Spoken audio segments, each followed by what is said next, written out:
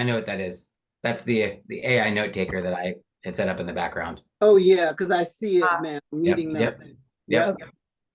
So we're Okay. back. And Okay. you said we were going to record both ways on that. Yep. We're going to record both ways. Yep. Okay. Candidates coming in. Great. Let them in. Yep.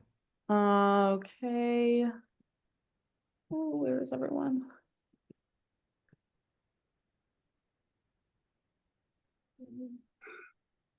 Hey, Maddie, this is Dave Frankel. I haven't met you, but you're doing a great job, and I just want to thank you for your help and assistance. It's really Thank you. necessary and welcome. Thank you so much. All right. Welcome, candidates. We got almost everybody in. Fish, I need you to turn your camera on when you get a chance, please. Yep, sorry, I got stuck in DC traffic and I'm driving home, but I'll be on camera as soon as I get there. Perfect. Thank you. All right, welcome, candidates. Looks like I'm looking at my Hollywood squares here. Looks like we have Genevieve, Ron, Tom, Harry. We are missing one candidate. And our start time is officially 7, but we're going to wait till about 7:02, 7:03 just to make sure everybody gets in. Maddie, feel free to let any other participants in at this point. You're coming in. Awesome. All right. Welcome, Tom. Thank you, Josh. How are you? I'm great. Good. We're going to start in about 1 minute just to allow all the other participants who are listening in to join in. But I appreciate your time. And we'll start at 7:02.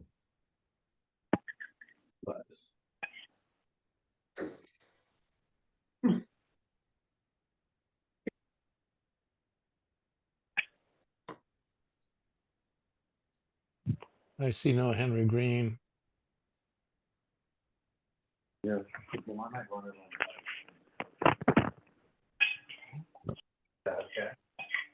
Henry was on earlier.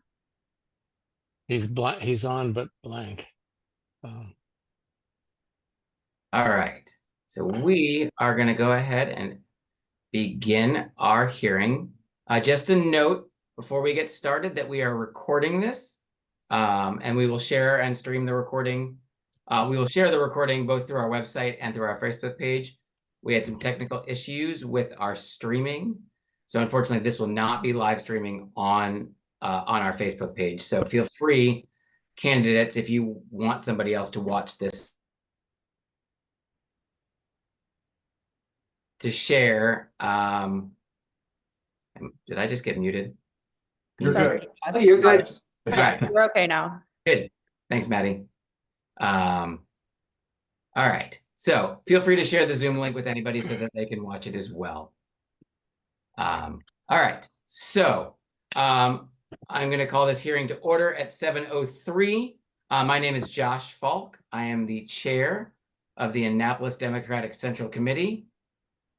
And today is August 26th, 2024, and pursuant to the Annapolis City Charter, Article 2, Section 7, I am calling this meeting to order, the meeting of the Annapolis Democratic Central Committee, to consider candidates to fill the vacant position on the City Council for Ward 1. This process was put in motion on July 29th, when the mayor officially informed the ADCC that Ward 1 Alderwoman Elly Tierney would be resigning on September 1st, 2024.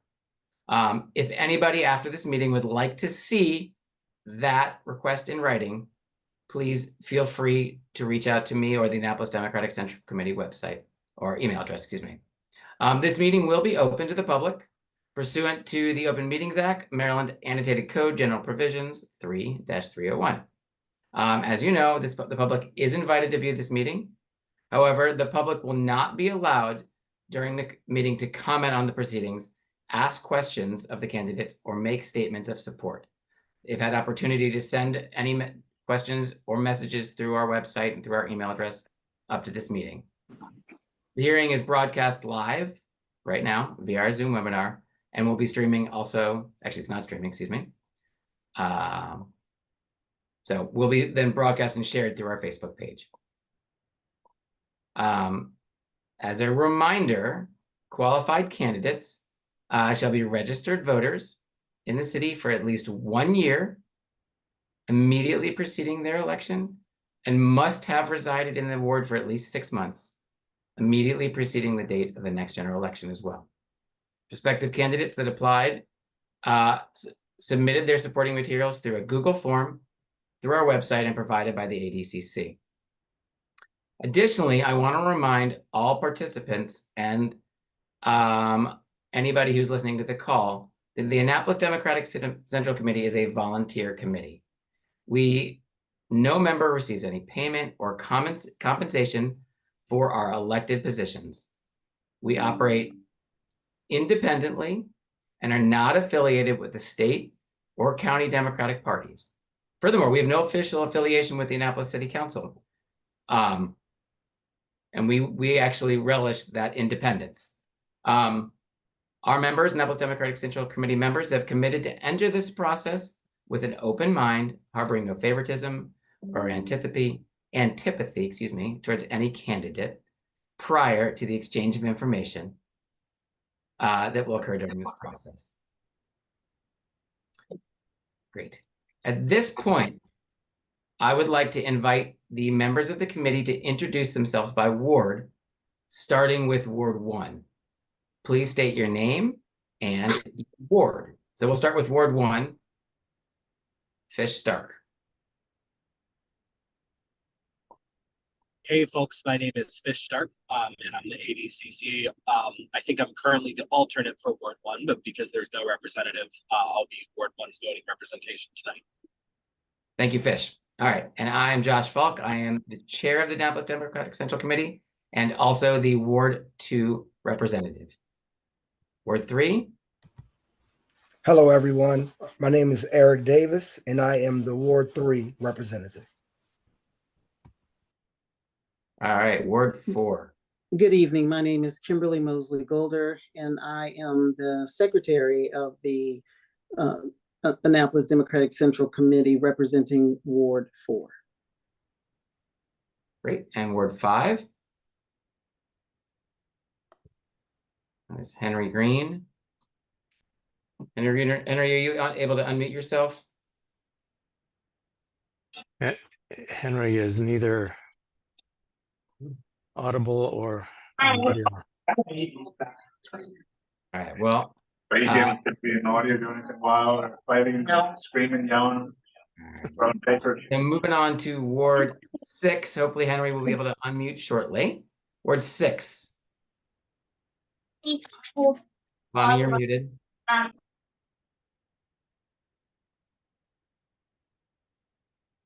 Hello, Lonnie Moyer. I'm the vice chair of the Central Committee, and I represent Ward 6. Wonderful. And Ward 7. Hello, I'm Dave Frankel. I represent Ward 7. And Josh, thank you for all the work that you put into getting this meeting to this point. You are welcome. Thank you for being here, David. And then Ward 8. I'm Tom McCarthy, and I represent Ward 8. Great. And then we have an alternate. Good evening. I'm Frida Wildy. I'm the Ward 8 alternate. All right, Tom, that's you actually as well.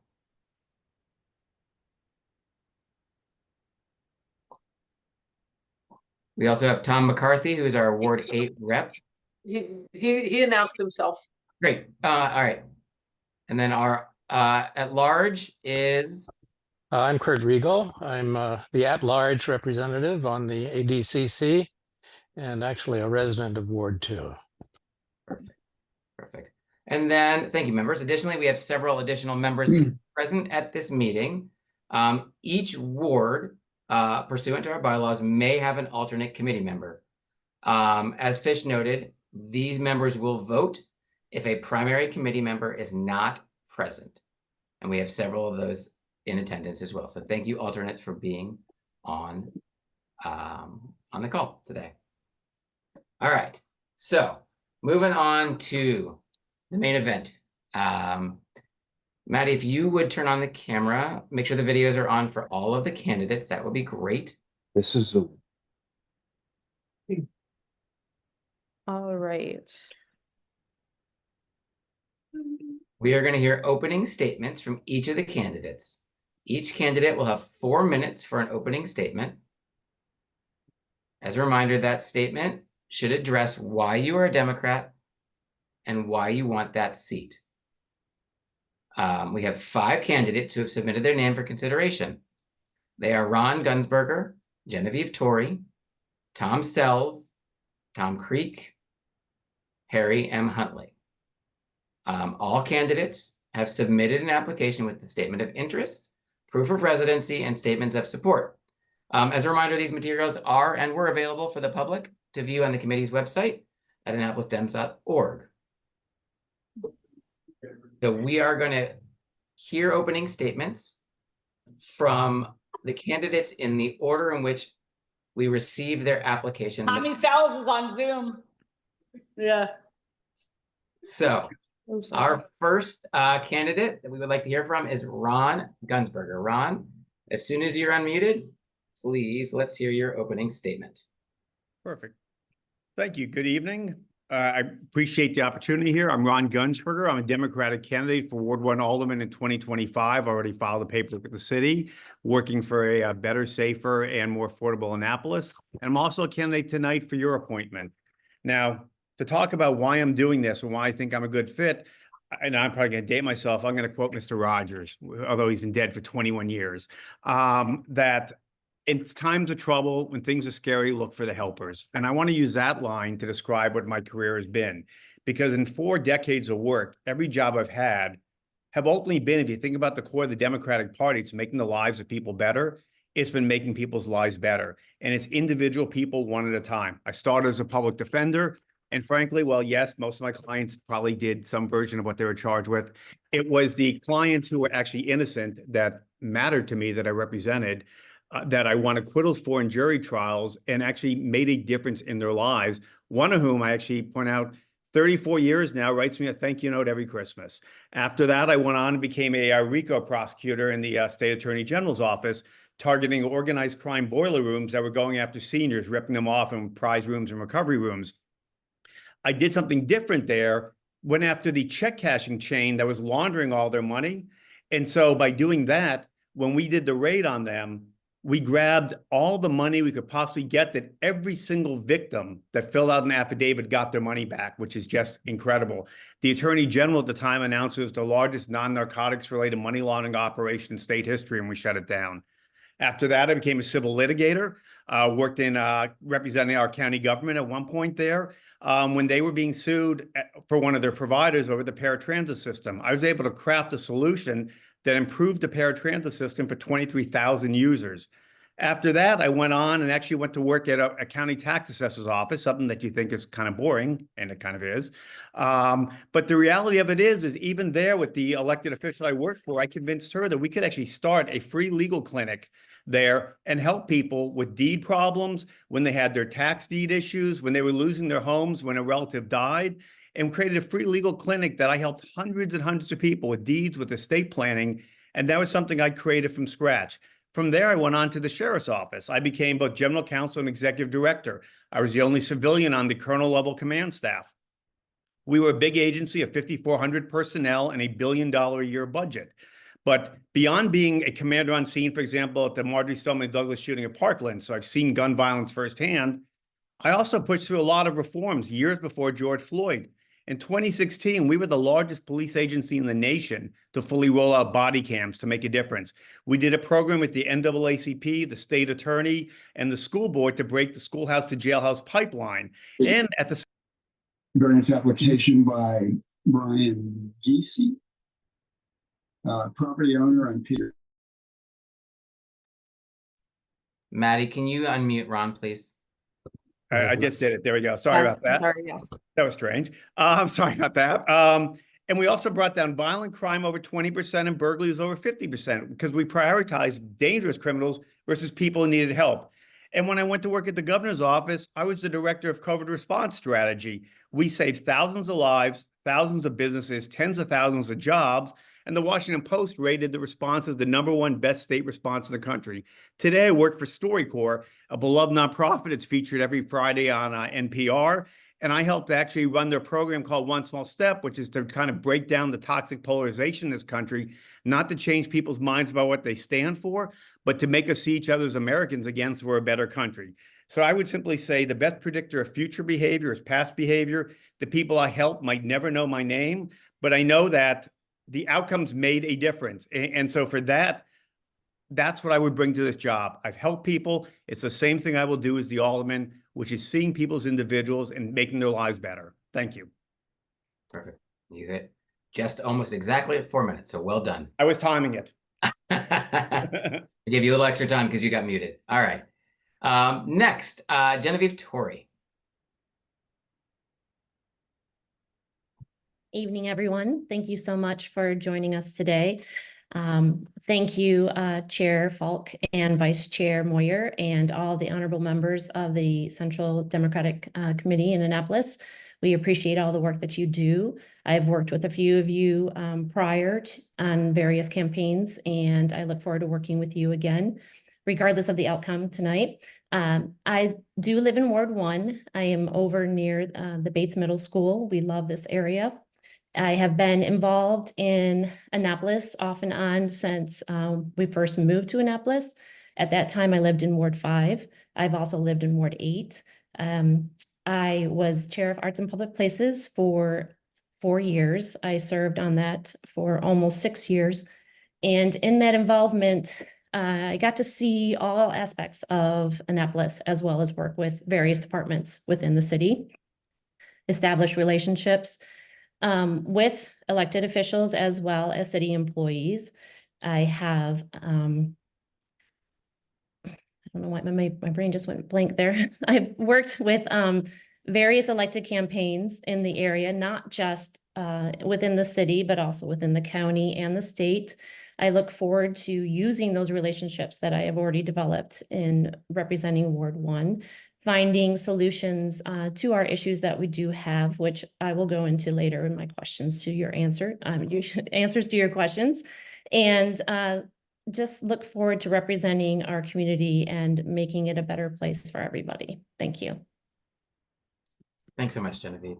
And I want to just take a quick note before we introduce our next candidate and say, I know that this is a little traditional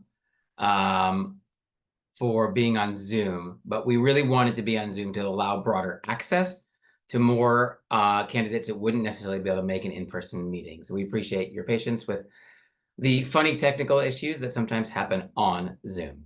All right. With that in mind, thank you again, Genevieve. Tom Sells, you are next up. All right. Thank you, everybody, for your time tonight. I look forward to talking with you all throughout our discussion tonight. My name is Tom Sells, and I am running for Ward 1 for the Annapolis City Council. Many of you are meeting me for the first time, so I'd like to start by just telling you a little bit about myself and why I chose to submit my application for this position. I grew up in the Severna Park community and attended Severna Park High School and later the University of Maryland. After living in Baltimore and Washington, D.C. for many years, I moved back to Annapolis, and it felt like a dream come true. Since 2018, I've proudly called Ward 1 my home. My wife and I are raising our 4 children who participate in local athletic teams, enjoy the various art programs offered at Maryland Hall, and participate in their schools here locally as well. Professionally, I built a career in information technology, working closely with large federal agencies, as well as many state and local governments across the country. When I heard Alderwoman Tierney was resigning from her seat, I began a period of reflection and discussion with my neighbors, my family, and my friends about the possibility of running. Over the past few weeks, I've enjoyed meeting more of my neighbors and hearing the issues that they care about and are passionate about. Above all, I've felt the palpable pride we all share in being Annapolitans and our collective desire to make this city a better place. I want to share some of the top reasons driving my passion for running and look forward to the discussion throughout the questions tonight. First, Annapolis is at a pivotal moment in time. The decisions we make today for the rest of this term and the following 2025 term are going to shape our city for generations to come. I want to be a part of the process to keep Annapolis moving forward and ensure that we build a future that we can all be proud of. Second, I am passionate about increasing the representation of young families that are a part of the city government and its processes. These families might not always be the most politically active, but their passion for Annapolis burns deep, and I seek to give them a voice and representation in their city government. Lastly, I see some opportunities to leverage technology to improve the services that we offer our citizens and increase citizen engagement with cutting-edge solutions and technologies that I've seen implemented across state and local governments across the country. Thank you all for your time, and I look forward to our discussion tonight. Thanks so much, Tom. We would now like to hear from another Tom Creek. And Tom, I apologize if I'm not pronouncing your name correctly, so please make sure that when you introduce yourself, if I'm pronouncing it incorrectly, you correct me. No, you got it good. You're good. Great. First of all, thank you for your time today and the opportunity to introduce myself. I'm here tonight to seek your support and your appointment for the Ward 1 Alderman position. My name is Tom Creek, and my wife and I bought a house and moved to Annapolis in 2019. Now, let me begin by telling you a little bit about myself. First, and most obvious when you compare resumes, is I'm not a politician by trade. Rather, I truly believe in every fiber of my being that at this time, I'm the best candidate given my academic credentials and my life experiences. In over 40 years of business experience, I've managed $100 billion plus budgets. I've dealt with complex P&Ls. I've understood nuances of balance sheet management that affect the securing of debt. Additionally, I've had involvement in ongoing construction projects of all sizes and deadline, and make sure that when they hit certain deadlines, that they get deterred the path, and I've been involved in that. I believe in preserving the historical character of Annapolis while supporting the smart growth for all residents. I'm committed to improving the quality of life by addressing critical issues of housing, traffic congestion, parking, and public safety. Lastly, and probably most important, I'm a strong advocate of two-way information flow for our neighbors, ensuring that the residents of Ward 1 will always be informed and involved in the decisions that we're going to be making. Okay, look, I'm a semi-retired professional, and I can promise I'll devote my time to this position. This will not be a secondary nor tertiary endeavor for me. Rather, I feel a deep responsibility to serve this community with a full effort. I've walked the streets. I've listened to my neighbors. I've looked them in their eyes. I've gathered in a short period of time over 70 signatures of support from my neighbors who, like me, care about the future of our ward. Now, please understand, I believe that people in City Hall are well-intentioned. They really go unappreciated in a lot of things that they do.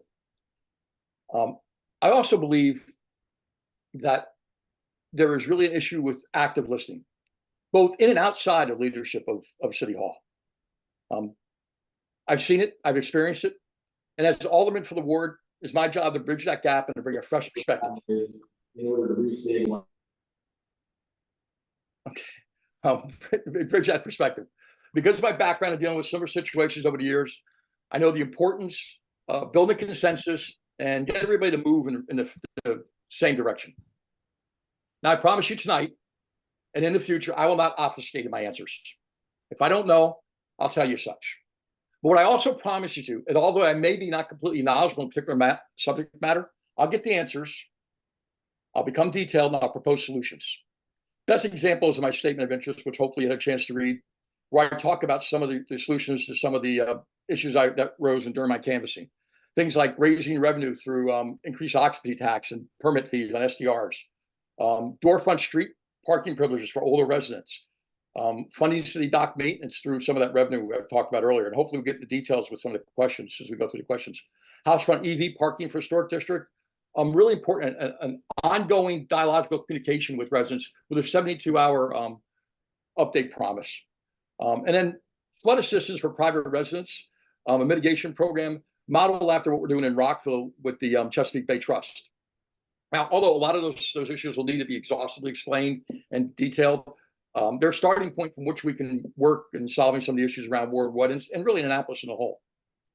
I hope during the time tonight we can talk about HACA and some of the issues there, about water management, both inside and outside the dock, and then ongoing parking issues, not only from a residential perspective, but from a business perspective. But But it's most important that we must recognize that Ward 1 has a unique demographic. And we must be thoughtful and very inclusive of any policies that we put in place. We must recognize the age of our residents and the social economic considerations within our ward. Now, Ward 1 is also a home of assorted businesses, both from small and family-owned shops to major chains. Of all the candidates here tonight, I'm uniquely and simply qualified to understand and advocate for their needs because I've been in their shoes. For the last 20 years, I've owned and operated my own business. And before that, I held executive positions in high-profile retail companies. These experiences give me a perspective on struggles and triumphs of local businesses, and I'm committed to supporting their growth and their resilience. Now, again, as I stated, I'm not a career politician. I'm a neighbor. I'm a father of 3. I'm someone who spent decades leading the business world. You've got about 30 seconds if you can. Best outcomes, we've done 2 seconds. Best outcomes come from collaboration listening. I promise you I'll be accessibility responsive to all the issues of Ward 1 Annapolis first. Thank you. I went over my time.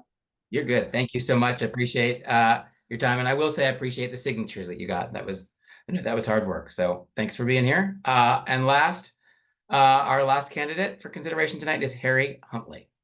Harry, the floor is yours. Thanks so much for having me tonight, guys. I just want to talk to start about when I first came to Annapolis. When I moved to Annapolis, I knew literally one person. And so I did what anybody would do. I picked up the phone and I called him thinking maybe we'd go out for a beer or something. I said, "What's going on?" And he said, "I'm running for city council." Not the response I was expecting, but I immediately jumped in to help him. And I recognized this was an excellent opportunity to get to know my new home, to get to understand more about the city, and get to make it a little bit better in the way that everybody who has come before me has. And what I got most out of that campaign was connecting the real problems that I heard from people with the late nights that we were writing policy to fix those problems. When that wrapped up, I knew that I wanted to continue being involved in the civic life of the city. And so I got involved with the Central Committee so that I could help elect Democrats, so that I could build the pipeline of talent to be part of the leadership of our great city. And so when Alderwoman Tierney resigned, I tried to keep doing exactly that. I went out and my first thought by far was not, boy, this is the opportunity I've been waiting for. No, it was, okay, who can do a good job? Who can fill these shoes? And I spent a couple of months looking for somebody else, somebody who would focus on the biggest issues affecting everyday residents' lives, who could bring together the best minds to develop out of the box, but sensible solutions to those problems. And it was only after having a heck of a lot of coffee and not finding somebody willing to jump in and do that I said, all right, I can sit around for the next 5 years and complain, or I can be that guy. And in the short time since making that decision, what I've heard from the neighbors who I talk with is they want 3 big things out of an alderman.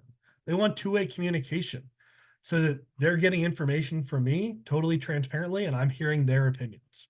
They want convenience so that they can actually enjoy living in the city easily. And most importantly, they want a champion. They just want somebody who will creatively and sensibly assist with the problems that they experience every day in their lives. So that's a little bit about why I'm running, but more importantly, I want to tell you about why I should be selected. I am uniquely suited. I have a unique experience with policy, not politics. I don't have a ton of experience with politics. I've never run a campaign before, but I wake up every day working on innovations in land use and on government efficiency. These are the 2 biggest things that city government can actually control. And I do them for agriculture policy each morning.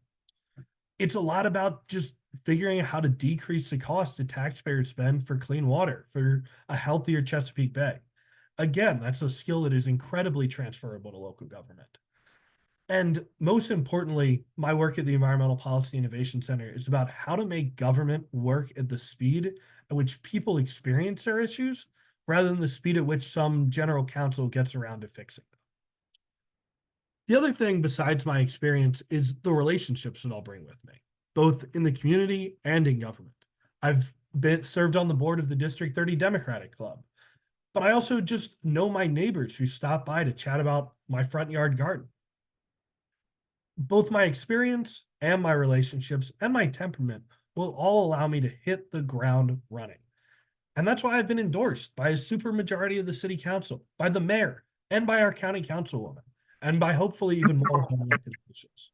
But even more importantly, I've been endorsed by my friends, by small business owners, by my neighbors who know me best. And I hope that by the end of the evening, I'll have that same support from the Democratic Central Committee. Thank you. Awesome. Thank you, Harry, and thank you, candidates. I know it's hard to get in front of everybody and put yourself out there, and so I really appreciate you putting your hand up and committing to serve the city or being interested in serving the city. So now we're going to move on to questions. The committee has crafted 8 questions, and depending on timing, we'll try to get through all of them tonight. I will be asking the questions. And then we're going to ask those questions based on the order, once again, the applications were received, and then follow a round robin format. So the first candidate will answer the first question, second candidate will answer second question 2 first, and so on and so on. So I will ask each candidate that prepared question. You'll have 3 minutes to answer the question. And then this is where it's going to get fun. After each candidate asks or answers that question, after we've gone through the whole everybody answering, members of the committee may ask follow-up questions in which you're going to have 2 minutes to answer. Those committee members can ask direct questions to a specific candidate or to all of them. So the total time for follow-up will be really at the discretion of the chair. And then after the questioning is complete, and I'll revisit this in a little bit, all voting members will then openly deliberate on the process. So you will actually get to see us work through this tough decision. Are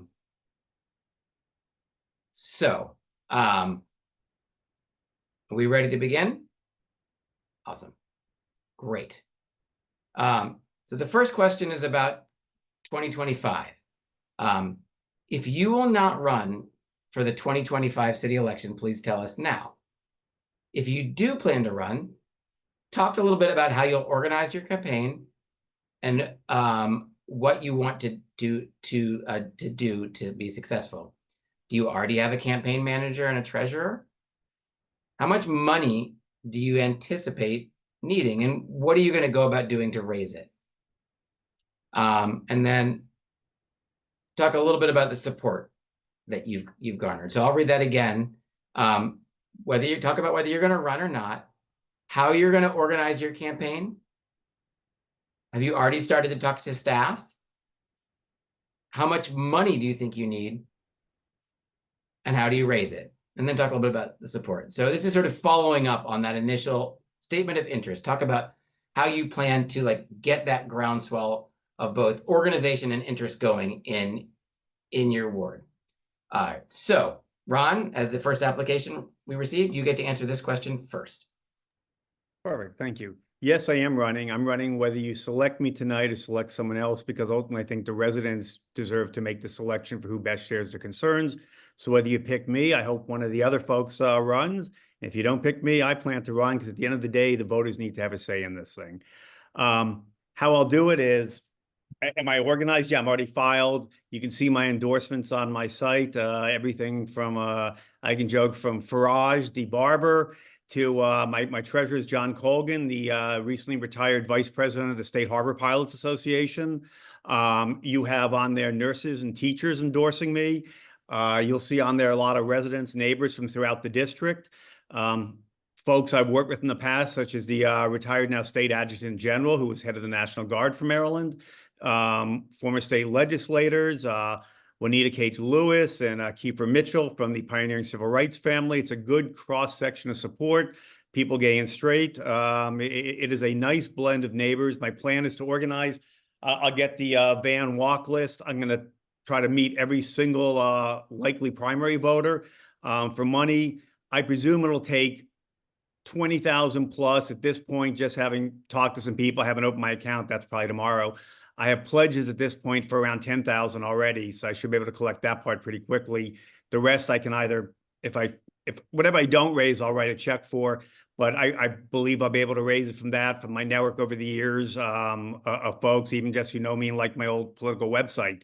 But I plan to do direct mail. I plan to do digital. I'm going to work with some Democratic mail consultants who run Democratic races around the country, folks I've worked with in the past. And so that's what's involved. And because I've run a lot of campaigns over the years, I'm largely going to be my own campaign manager. Of course, I guess that might mean I have a little bit of lack of judgment sometimes. I will ask other people for advice too. So I'm at least cognizant of that, but trying to save some money here. So to the extent I can, I'll run my own campaign and be accessible to everyone. That's the strategy. I plan to run and win no matter who runs. I think everyone else will say the same thing, but I'm very excited about the opportunity. So yes, I'm definitely running. Awesome. Thanks so much, Ron. All right, next, Genevieve Torrey. Thank you. If upon the commencement of this meeting tonight, the result of the vote is that I am named the appointee by this committee to serve the next 14 months in the place of retiring Elly from Ward 1, I would definitely commit to run as the incumbent in the 2025 election. I have organized, consulted, and managed many winning local campaigns here in Annapolis, as well as in District 30. We had coordinated campaigns that included our current governor, Wes Moore, as well. I would use the strategies that we use there, as well as the volunteers and the support system that I had. My campaign would be organized to accomplish similar goals as my previous campaigns successfully achieved before, through the leadership and activism and outreach that we did in order to re-elect Mayor Gavin Buckley. I have the resources from those campaigns of all of the events that we did prior to, the donors, the supporters. I would reach out to them as well to have in-person events with them to discuss their issues, how they're feeling the city's addressing them, and how we can move forward and find viable solutions. I would work with our Democratic organization partners, obviously after the primary, if there's more than one of us running in the primary. As Democrats, we normally stay out, especially elected leaders. We'd like to let it be fair and equal. And I would strategize with our local businesses to continue the outreach and hear their needs as well. Awesome. Thanks so much, Genevieve. All right, Tom Sells. All right. So in terms of my intentions for 2025, regardless of the decision tonight, my intention is to submit myself for being a candidate to run in this race. And so what would that look like? Well, for me, it would look like a very positive and forward-looking discussion that I want to have with our neighbors and our fellow citizens. Again, I view the young families that represent a lot of Ward 1. They care deeply about these issues because they see them every day as they raise their families and are concerned about them day in and day out. So what would my campaign look like? It would look like a lot of that. That would be my intention. That would be my hope. I want to broaden the tent of the people that participate in the process by getting out and getting those people involved, several of which in Ward 1 and throughout the community have offered their support to help me. And so while I make those campaign personnel decisions, rest assured that is my intention. And like I said, it's something that I want all of us here to be proud of. It's not a rebuke to anybody here or this process of my intention to do it. It really is, for me, broadening that tent, bringing people into the fold, bringing them into the process, and giving them a voice. Wonderful. Thanks so much, Tom. Tom Creek. Yeah. Look, I fully intend to run in 2025. I'm prepared to devote the time, the energy, and all the resources necessary to be successful. I'm blessed I can do that. I'm also blessed to have friends that are at senior levels in journalism and business, and they've all encouraged me in this endeavor and to go in 2025 if necessary.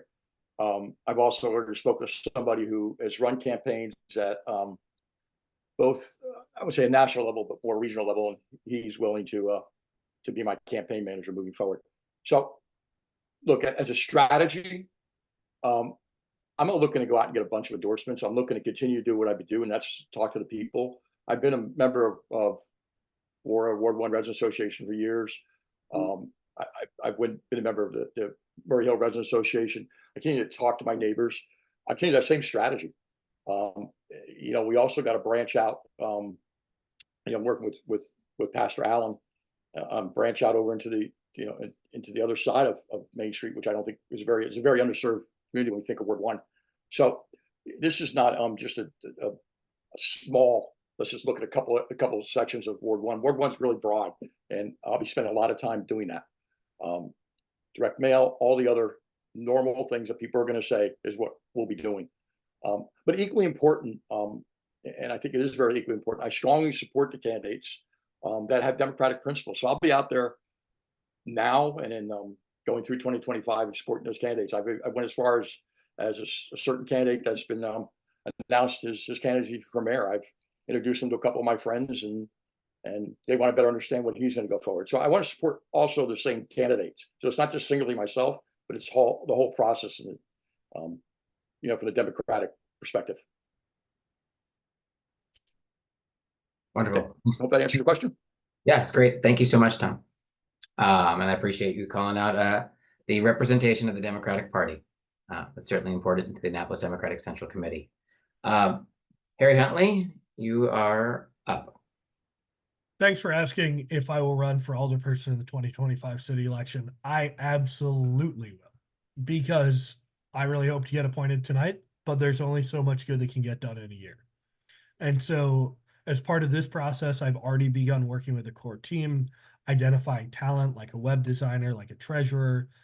In terms of fundraising, I have a target of $25,000 that can comfortably allow us to reach out to voters and have some room to spare. But mostly I want to talk about my background in grassroots organizing. Like I said, never run for office, but I've always considered it an obligation, just as Tom was saying, to support our Democratic candidates. I've knocked on plenty of doors. I was out knocking doors for Angela Alsobrooks a couple weekends ago. And so I really know how to have those conversations with voters face to face. I've also already begun talking with people within the ward. You can see as part of my letters of support, I've spent an afternoon just chatting with my neighbors, and really a lot quicker than I even thought, filled up a sign-on sheet of the folks on Dean Street who wanted me to run. So that was a real boost. But I do think it's really important to look not just at individuals, but at coalition partners, right? So I'd want to have roundtables with the Downtown Annapolis Business Association and the Downtown Annapolis Partnership. I've already gotten in touch with our firefighter union and with our Caucus of African American Leaders of Anne Arundel County. These are organizations that are well organized. They are able to bring folks together, and they're trusted ambassadors in the community, just like neighborhood associations can be. And the other thing that I really know is that friends vote for their friends. Okay, so that's a campaign about empowering people. I would love to knock on every single door in the ward. I hope that I can do that. I also think that I want to get other people out there knocking for me, and more importantly, calling their friends, getting them on the phone and hosting meet and greets, and eventually making sure that they are genuinely empowered to get their friends out to vote. That is the most important thing. And I am never going to be the best messenger on that for every single person in Ward 1. None of us are. It's going to be the people who they already know. And I have a proven track record of being able to empower people to do that. The last thing that I want to call out on this one is I will out hustle anybody. I am vigorous, I am energetic, and I am ready to win this. I've gotten a lot of calls, I've gotten a lot of intros as I've stepped up to this appointment process. And there is nobody who has been sent a contact for me. There's nobody who somebody has said, hey, you should reach out to my neighbor, who I have not followed up with, who I have not talked with, who I have not left sometimes a 2-3 minute voicemail about the issues that I know they care about. So I will not be out hustled, and I will win this. Awesome. Thanks, Harry. Thanks, Ed. All right, so great answers, candidates. As stated in our process, we will now open the floor to any of our committee members for follow-up questions. And so Maddie, who's helping us in the back end, feel free to turn their cameras on or see if hands are up. All right, looks like our first question is from Fish Stark, alternate from Ward 1. Speaking of the, I think Tom brought up a great point about supporting other Democrats up and down the ballot, and Harry talked about canvassing for Angela Alsobrooks.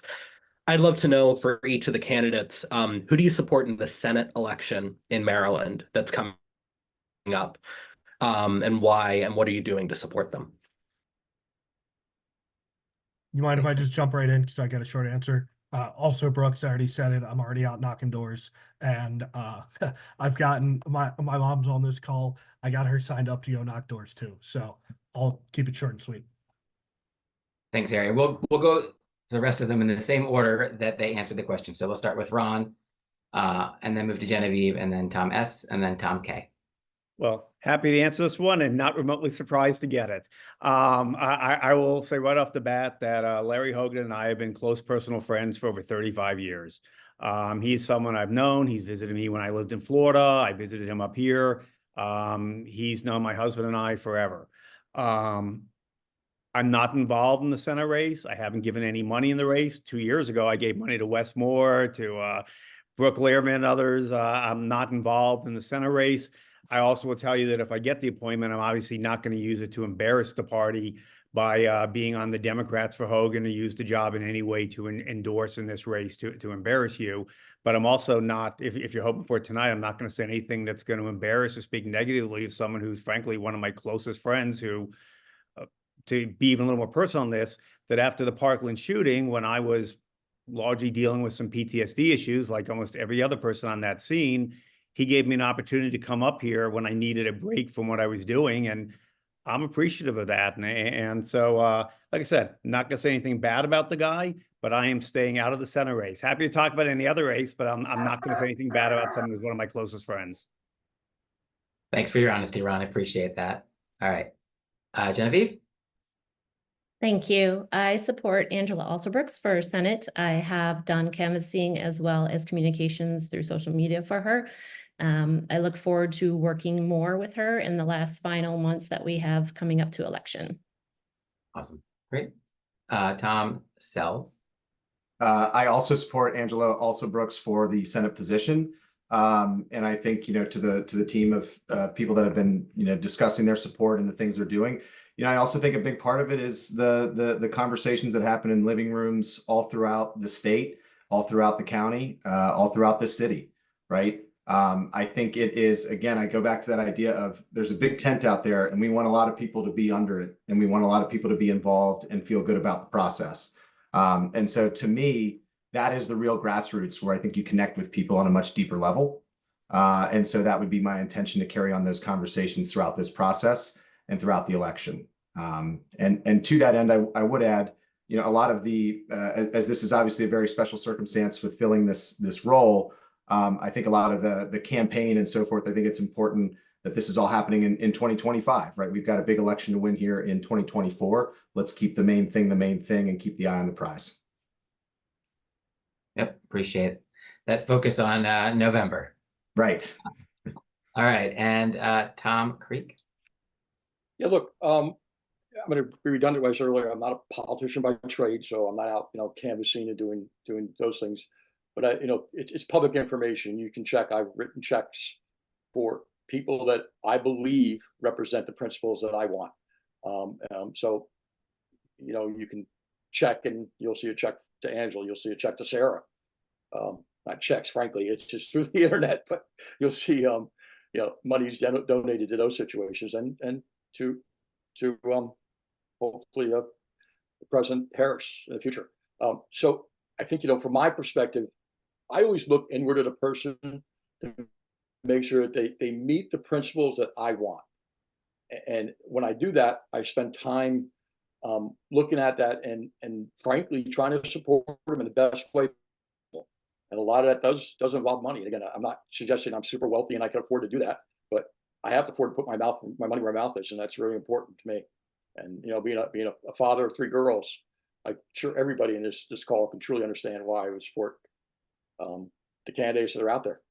You know, they happen to be all women, and that's a good thing. I'm not saying that because they're right behind me, ready to hit me. I'm really saying that, I believe. So, thank you. Thanks, Tom. All right. Any other follow-up questions for the candidates for our very first question, question 1? All right. And Maddie, if I miss somebody, certainly feel free to jump in and ping me. All right. So moving on to question number 2. And you talked a little bit about this, but I'd love to hear a little bit more about like what you would do in office. So tell us how you intend to proactively communicate with your constituents, both to inform them of changes in the city that may affect them, and then actually to receive input from them to help you set your priorities in improving legislation in the city, and then really allowing that city to look both sort of backwards, because we are a historic city, but then also forward as well. So talk about your communication with your constituents to inform them of changes in the city, and then also to garner input and how that will like involve and inform your process. So this question goes to Genevieve first. Thank you. I believe that it's extremely important to remain transparent and communicative with when you're representing a community, especially one as engaged as Ward 1 is.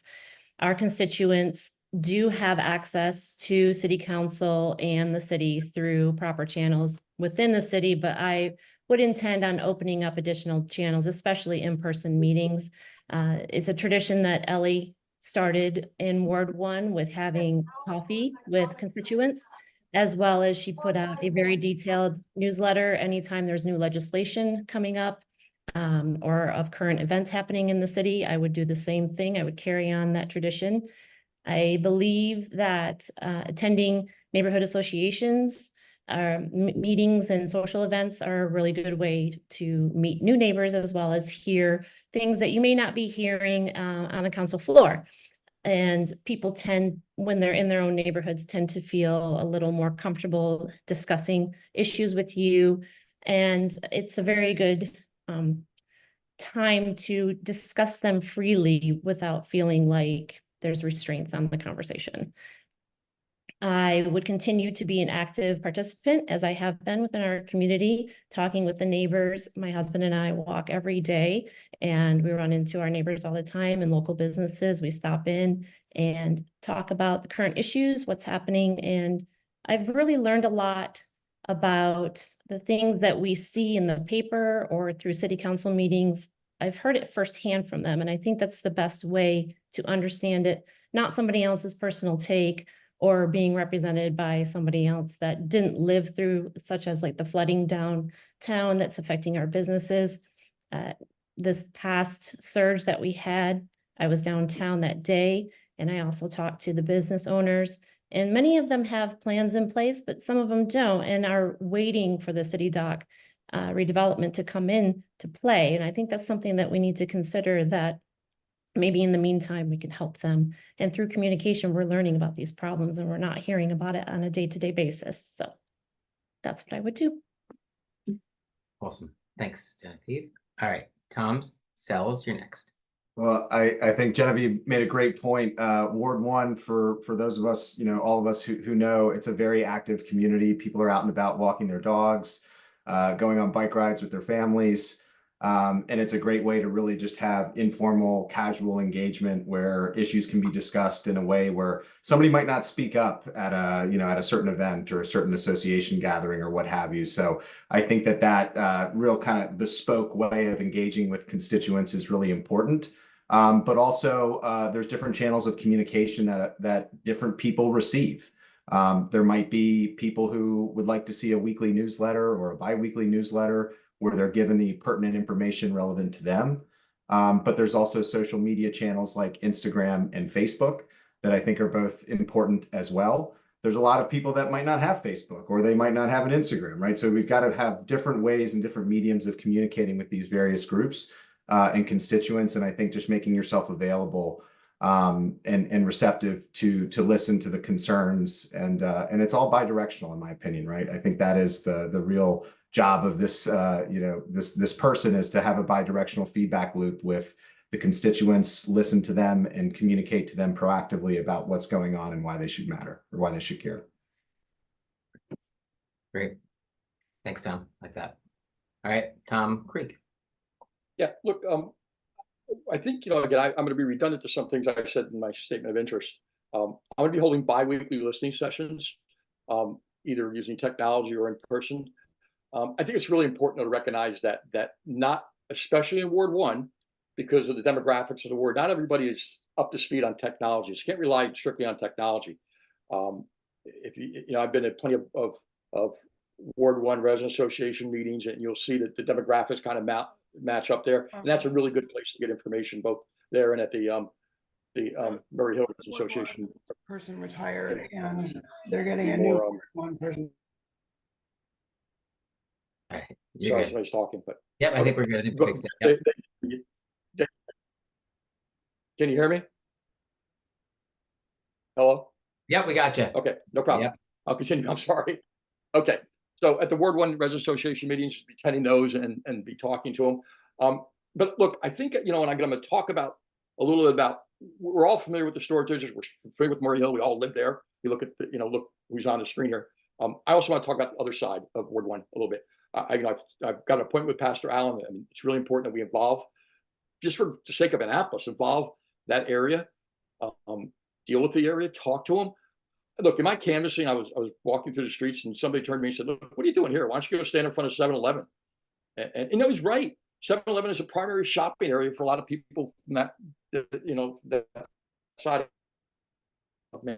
And I'm not doing that, a ton doing that. And I think that's the point about being involved. I think we have to be, it's got to be a two-way communication. It can't be just a newsletter. Newsletters are great. Direct mail is great. All those things are great, but it's got to be a healthy exchange. And I think as an older person, that's really, really, really important. The other part that I want to do, and I'm trying to run over my time, Josh, you can kill me if I run over my time. You got a minute. The other part I want to do is, okay, good. There used to be an Annapolis Youth Commission, which is relatively young people that were on the commission. I can't seem to find it as active anymore. I think that's a segment of the population that we need to reinvigorate. We need to get some of our teenagers in high school and even middle school to some degree involved in politics, involved in democratic principles. And I think that's really important. So I'd like to kind of reinvigorate that process. And within Ward 1, and hopefully, if I'm chosen, maybe other people will also allow us to get people involved from other wards and really start that back up and make a participatory group. So again, information flows both ways. Because somebody said earlier about a lot of decisions we're making are going to affect us for years in advance. It's going to affect those people years in advance too. So I hope that answers your question how I tend really to reach out. Great. Nope, that's a great answer as well. All right, Harry, excuse me. It's okay, Josh. I answered to Henry as well. I was helping to fix some technical issues with Henry, so I had Henry on the brain, so I apologize. No problem. One of the things that I really do appreciate, as other folks have mentioned about Alderwoman Tierney, was her biweekly emails. And gosh, I mean, I've been to city council meetings before, but I feel so often like I don't even have to go. Like I'm in the room right there because she not only says, here's what's going on, but she says, here's how I'm thinking about voting on something. And here's where I'm not sure. She's really honest in those if you regularly read them. And most importantly in them, she says, here's the way to contact me, right? There is already that opportunity for two-way communication. But we can make it even better. One other thing is, as was mentioned earlier, let's broaden the availability of those. We know that 95% of people in our ward have smartphones. So let's add text messages to that, right? Some people, frankly, not even some people, but for some things, I prefer an email, and other things, I prefer a text message. Let's let people customize it. And social media is another good example, right? Going back to that 95% of people with smartphones. Now, look, I may be young. I'm not quite young enough to promise a campaign TikTok, but 26% of people in the ward used Twitter in the last month, according to the American Community Survey. So that seems like something we could really easily broaden to make sure that people are getting as much information as possible wherever they are looking for it. I want to go back to that option, though, of including feedback. And yeah, it's great when people can send an email. It's good that people know who their alderperson is and how to do that, hopefully. But I think we can lower the activation energy for that even more. let's just include some quick polls in there rather than saying, copy my email, hit reply, write something out. I think it's great to embed in those emails. Here's the bill. Here's what it does. Here's how I'm thinking about voting on it. Do you think I should vote for it, or do you think I should vote against it? Click yes or no.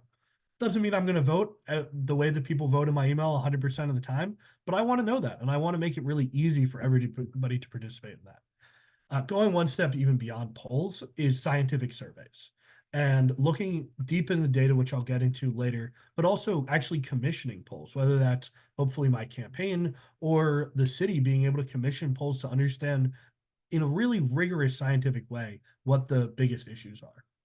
It's already been mentioned, this tradition of weekly coffee with the alderman that I think goes back to at least Dick Israel, but I would like to continue it, but I want to make one change.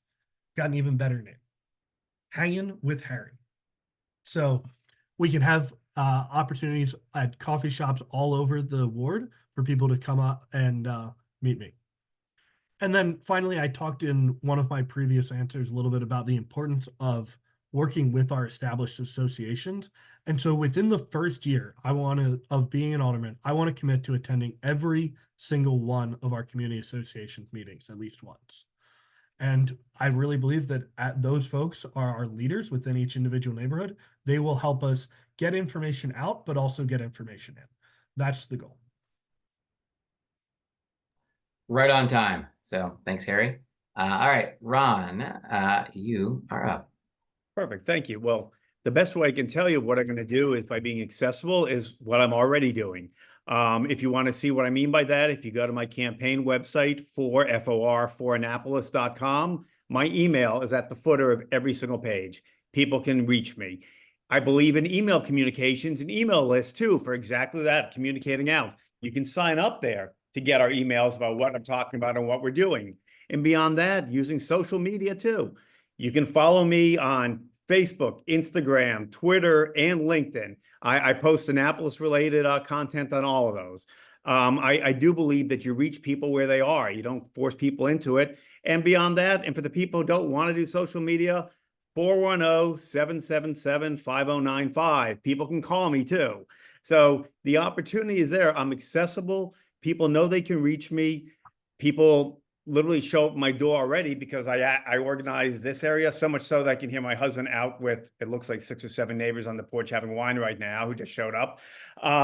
So yes, it is about being accessible and people know you can do that. And that's why even this weekend at First Sunday, talking to business owners, asking them their ideas about what's happening in the city. It's just being accessible, being out and about. So I'll use social, I'll do newsletters, I'll go to the community groups, the coffees too, although I don't think I'll go with hanging with Harry, but I will, I like the idea of the coffees, only at the locally owned ones, not the national chains, but that idea too. So like I said, best indicator, future performance is past performance, and you can see what I'm doing now. Even when we had flooding at City Dock, I waited into the middle of it to take a whole bunch of shots so people could see what it was like right at high tide.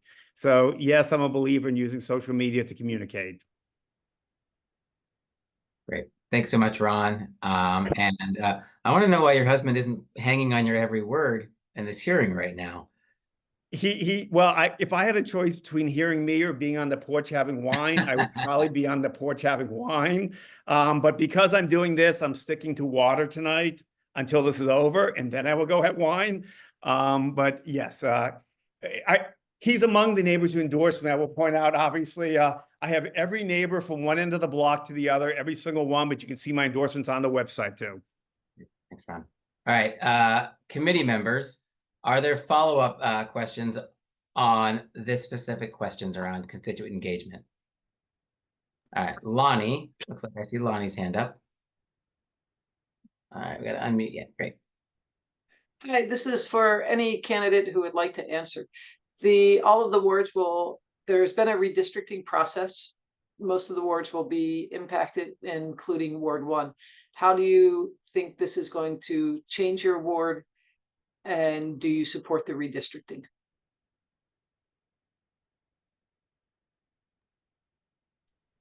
So I'll speak up first. Look, it's going to change the warden it's going to broaden the ward, broaden the social economic conditions of the ward. And I think that's really important to understand. And again, I'm going back to what I said earlier about policies. The policies have to be inclusive of that. Policies can't be just directed towards the historic district or Murray Hill or any other segments of the ward. I mean, we got to think about exclusive policies because there is a big diverse social economic perspective in this ward. And I think also, and hopefully we'll get into it a little bit, and I'll get into it when we get further questions down the road, is the demographics of the ward also affect those conversations. So the demographics of the ward will also change. The ward's old now, it'll become older. And I think we have to understand that. We've heard a lot of conversations about social media and using TikTok and other things like that. And that's all good. And that's all good. But I think we got to respect that a good percentage of our constituents can't spell TikTok, with all the respect. I mean, that's just the honest answer. Okay. I mean, it really is. And I think, again, I'm going to go back. I'm not a politician, so I'm going to give you really straightforward answers. I think we got to respect that and think about communicating with them. I mean, that's one of the big problems with the parking issue downtown. It wasn't so much the parking issue was a problem. It was getting online, using your phones, doing all those things. People just don't do it. And that's the reality of the ward. And we got to understand that before we design policies. Those people. So to answer your question in a long-winded fashion, which I tend to be, it is going to change. It's going to change from the economics and age perspective. So hopefully that Thank you, Tom. All right, Genevieve. Thank you. The redistricting happens every 10 years if it's based upon our population has grown, and it actually has increased since the last census was done in 2010. So based off of the numbers of 2020, they put a committee together and they redistricted many of the wards to reflect a populace of under 5,000 approximately. So the demographic of our new redistricting does change a bit. We lose Truxton Heights. We move a little down West Street towards Germantown. Whether that's going to change the needs in legislation or services for our ward is yet to be seen once that's implemented. But I think that as Ward 1 Alderwoman, that we would address those situations as they come in. Thanks, Genevieve.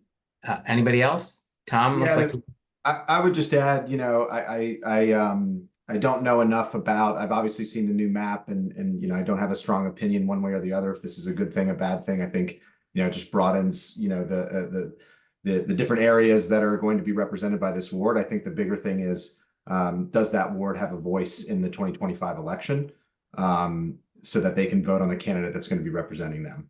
I don't know if that ward goes into effect, that new ward map goes into effect for the election, but I think that the citizens should have the opportunity to vote on the person who's going to represent them in that new map, in that new district.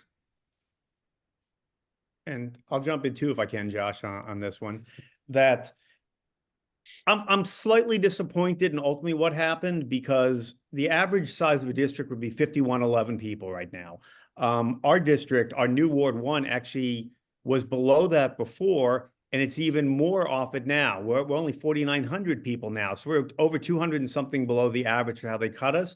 And they took Ward 1, which was, if you look at the old data, and then you look at the new 3C map ward data, they took the whitest, wealthiest, least diverse district and made it even more white. It went from 79% to 82% white. So it actually cut the diversity, what little bit we had in the district, reduced it even further.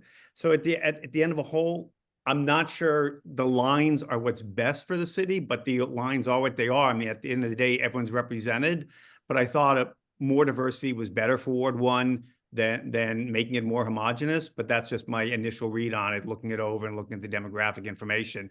And like Tom said, it is an old district for the residents, but not the oldest. Eastport, actually, looking at the GIS overlay maps, Eastport is actually older on average a little bit than even the Ward 1. But I thought it was an interesting thing to see the splits. I'm just not sure. 3C is the map they adopted, so that's the map we're all running under, but I don't think it was actually necessarily the best option. Right, and it looks like Harry has his hand up, so. Yeah, a lot of wonderful stuff has been said before that most of which I would echo, but I want to drill in on two particular things. One is that this new ward map provides a lot of opportunity for the next alderman to be a real champion of smart growth in the city. We're going to be gaining a couple of parcels that are among the ones with the lowest ratio of revenue to lowest ratio of revenue to expenditures for our city.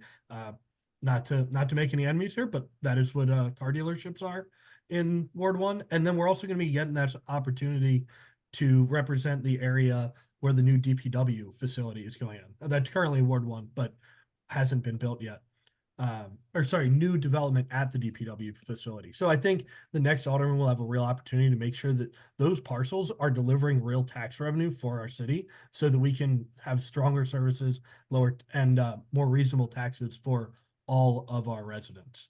And then the other thing was, if you dig into that redistricting survey, one of the big limitations that they mentioned about how they had to chunk up the wards was the census block data.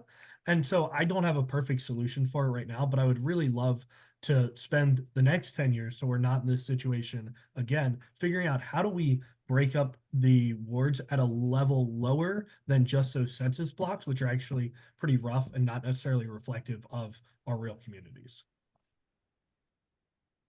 Great. Thank you, Harry. And all the candidates, I really love that sort of snapshot of what Ward 1 looks like in your interpretation of how you're going to engage with it. So great answers. As we move into question 3, I just want to highlight at around 8:30. I know we're going to be on this in this hearing for a while, so I want to allow everybody to take a break. So around 8:30, we will take a 5-minute bio break, stretch break, whatever you need to do. So just sort of be mentally prepared if you've been hydrating well, that you're gonna get a break in a little bit. All right. So moving into the next question, keeping in mind that Tom Sells will get this question first. So what city environmental problems will you work to address? Probably kind of a no-brainer, but as you answer this question, make sure that you comment or address on the current city dock resiliency plan, and really talk about how you'll think about transportation, because I think transportation in the city really does impact the environmental footprint that we make. There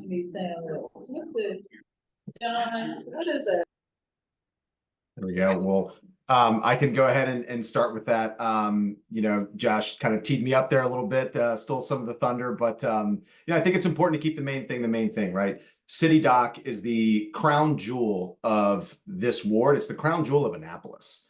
And the fact that we have businesses that we all visit, restaurants, bars, people who live there that have to deal with the ongoing nuisance flooding, we got to keep our eye on the prize and get this project done, period.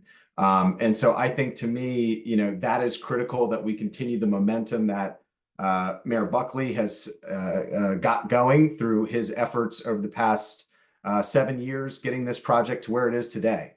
It feels like to me like we're on the 5-yard line. We've got to punch it through. I know there's always some things that come about that cause delays.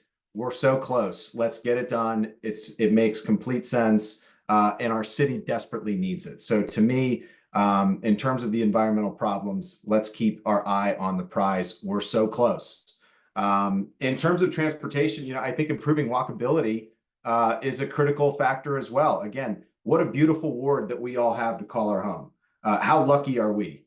The areas you can go walk around and drop in to get a coffee, if it's hanging with Harry or running with Ron or whatever it might be, right? You could go all kinds of places. You can walk there, you can bike there, you can scooter there.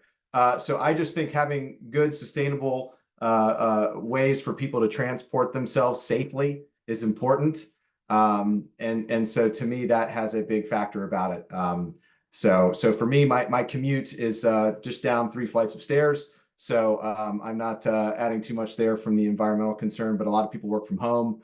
And so obviously, though, just having good transportation infrastructure is critical to continue to promote the walkability, the livability in our ward. Oh, Josh, you're on mute. Thank you, Tom. And Tom, you're up next. Yep. Okay. Look, I think City Dock. Let's talk a little about City Dock. Obviously, that's a big issue that comes up. I think we've got the mitigation in place. We've got, we're working through the financing and all that stuff. I've went through that in detail. And so I think the mitigation for the city dock is at least moving in the right direction. All the other, scenarios, that's going to be solved as finance and everything becomes available. And, I think emotions get checked. Let's put it that way. I think, but also important, we got to look for the private residents that along Spa Creek and Back Creek and Weems Creek and other waterfront locations within Annapolis. They're flooding. They're going to flood. Water's going somewhere. Okay. And I came across this when I had a conversation with Jared. We were walking the ward and we had a conversation about what the city could do. And I don't think the city can put any money in a private residence. I'm not suggesting that. Okay, what I'm suggesting is the city can be an informational source. Rockville, Maryland, partnered with the Chesapeake Bay Trust. And if you're a private residence and you mitigate flooding, you get $5,000. Now that's on the surface. We obviously have a lot of details necessary, but I think that's part of what we can do to, to help the environmental issues within the city. I think also, and I mentioned it earlier about EVs. Look, if you want to get an EV, and I have a lot of friends who live in a historic district, get an EV, you got to know where to park. Okay, you can't get it charged. I mean, there is extension cords going from houses all over sidewalks in the historic district. There's a joke on a street, I'll leave nameless, about how they take a bet how many feet of extension cord Mike's going to need to charge his car that day. So I think we have to think about, if you have an EV, can you get a parking space right in front of your house? Why not? It's a one-on-one trade, doesn't cause a problem. That's the kind of innovation we got to start thinking about to really support growth. I'll also say, you talked about transportation. You brought it up, and it's very important. I think we got to also recognize that there's going to be a $2.2 million shortfall in FY26 in Department of Transportation. It was funded right now out of the ARPA account, and that made it structurally sound for this year. But whoever's on, it makes it structurally sound for this year. But going forward, next year is going to be a $2.2 million deficit. We got to look at that. We got to plan for that proactively, and how that's going to affect some of the plans that we want to have going forward to support what I would call environmentally friendly transportation. Some of the things that they've done recently with the select a ride scenario. I'm probably branding it wrong, but I think everybody understands what it is. So that's kind of answered your question best I can right now. Great. Thanks, Tom. All right, Harry. Thank you guys so much for asking this question. I feel like I am uniquely suited to answer it as somebody who works at the Environmental Policy Innovation Center. So my work, as I mentioned it at the beginning, is all about environmental problems.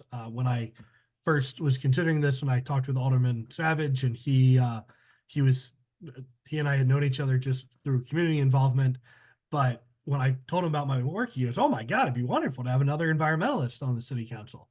So I really have a lot to say on this one. I'll try not to go over. Look, we got to emphasize resiliency, resiliency, resiliency. And so I have to start with the City Dock project. But to me, that project is about two things. It's about unpaving paradise and preserving it for posterity. Look, I'm willing to negotiate on the details around those two things. But to quote Tom Sells here, we got to get it done. So far, we have only one person in the 20 plus years that this has been talked about who's actually willing to make it happen, actually competent at making it happen. And I'm sticking with that until I see a better solution proposed, a better solution that can actually happen. But mostly, I also want to think about innovation. I want to be looking forward. I want to talk about the kind of nature-based solutions that I am addressing at work, like living shorelines. One of the big impediments to living shorelines is, according to the Chesapeake Bay Comprehensive Evaluation of System Response, is permitting problems. And so we need solutions that allow us to develop new ways of addressing resiliency. One example is what's called a nature sandbox.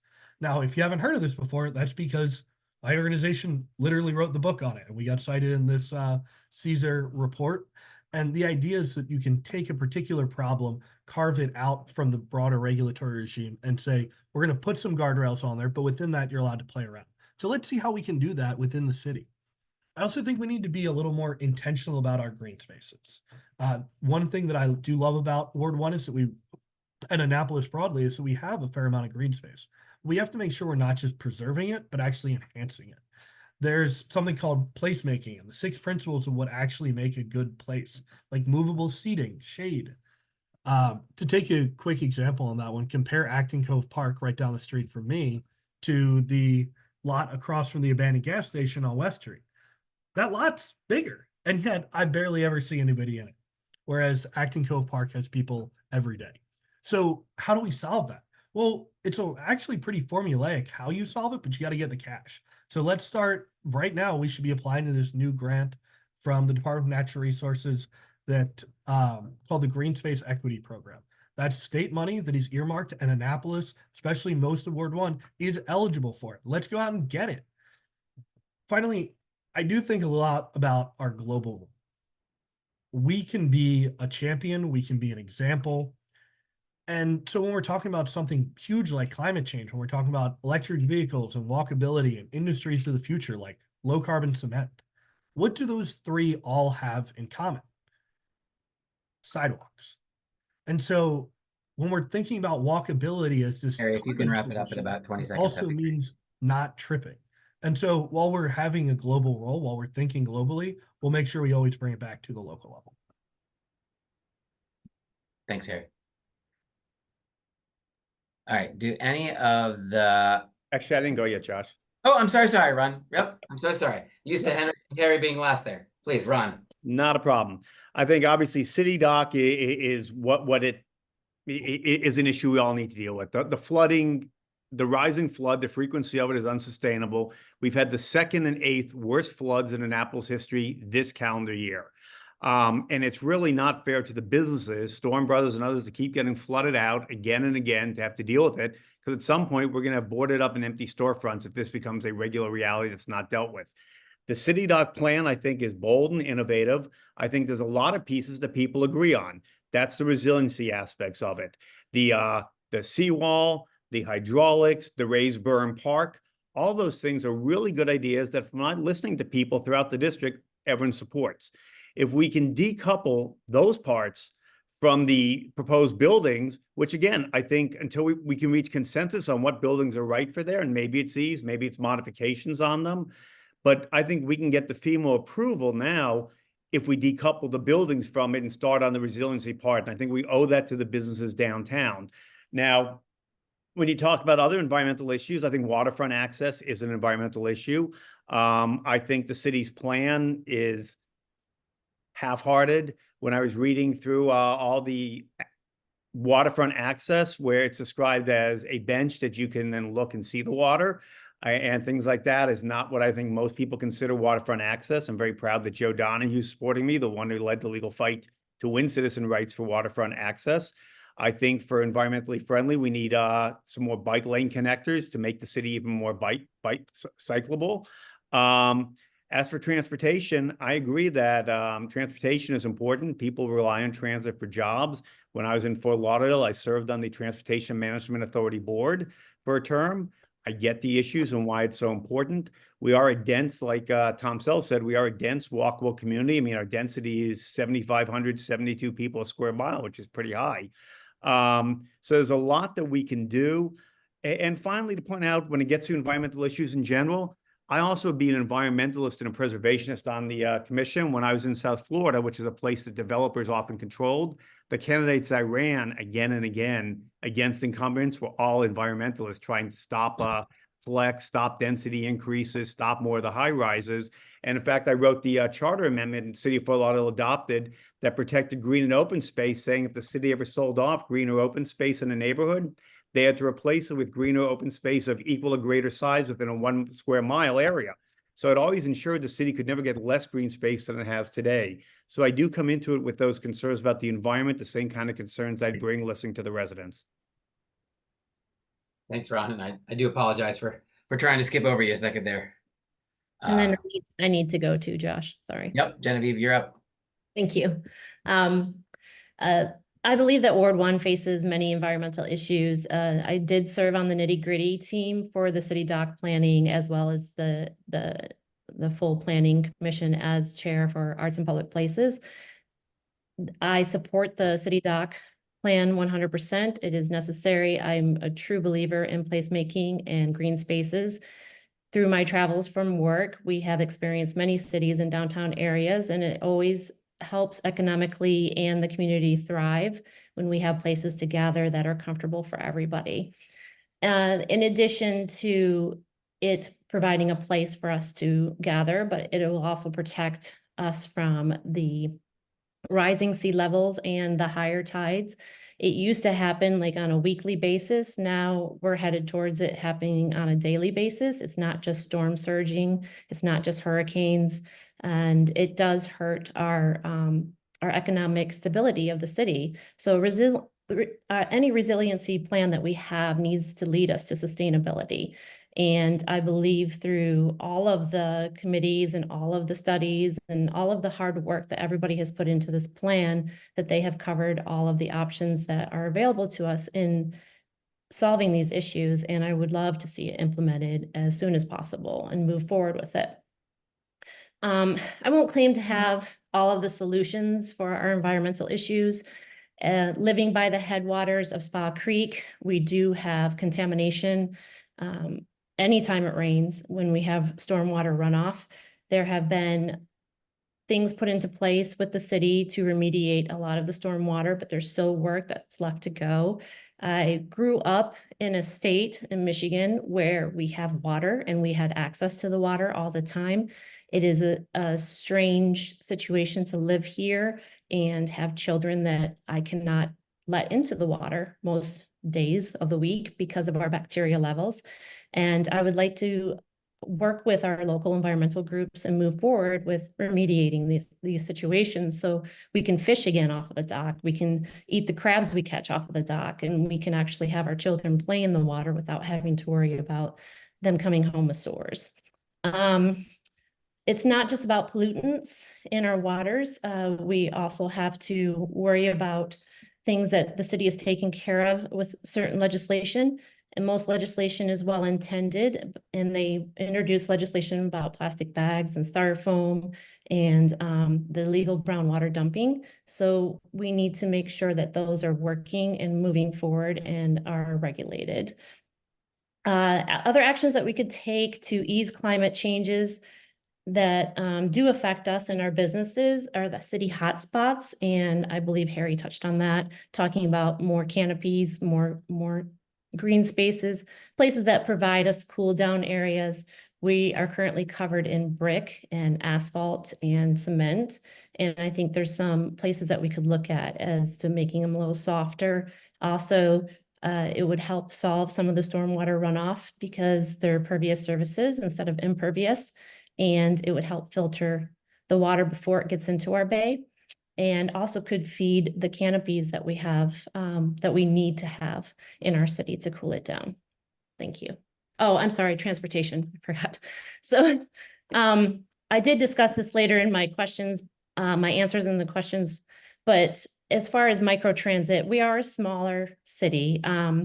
We're, approximately 8 miles, and I think microtransit is really the best way for us to move towards. They started the GO program where you can call and have pickup and drop off, and that has been successful to a point where they took off 2 bus lines, and that will save the transportation some money, but it also needs to be reliable too. We have a large portion of our community that cannot afford cars or choose not to have a car. So having a community with services outside of the immediate walking area makes them car dependent. And I believe that we can work better on this as a city, providing microtransit to get to places and they can have services. Thank you. Great. Thanks, Genevieve. Did anybody have any follow-up questions? Any of the committee members?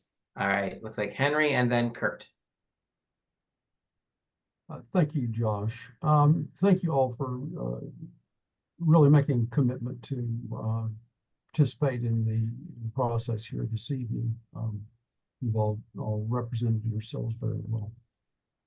I live in Ward 5. I'm the representative on this committee from Ward 5, but my office is in downtown Annapolis on Main Street, which is where I'm sitting right now in Ward 1. And tonight, one of the things I did before dinner is I took a walk around, as I always do. And when we talk about transportation, we're also talking about roads, we're talking about walkable spaces. And it just seems like everywhere I go, there's a lot of potholes that need to be filled. And one of the things that we say to members of city councils and to the mayors, fix the damn potholes. And a follow-up to that, because this is dealing with transportation, is that we have 3 separate apps that you have to use for parking in the city of Annapolis.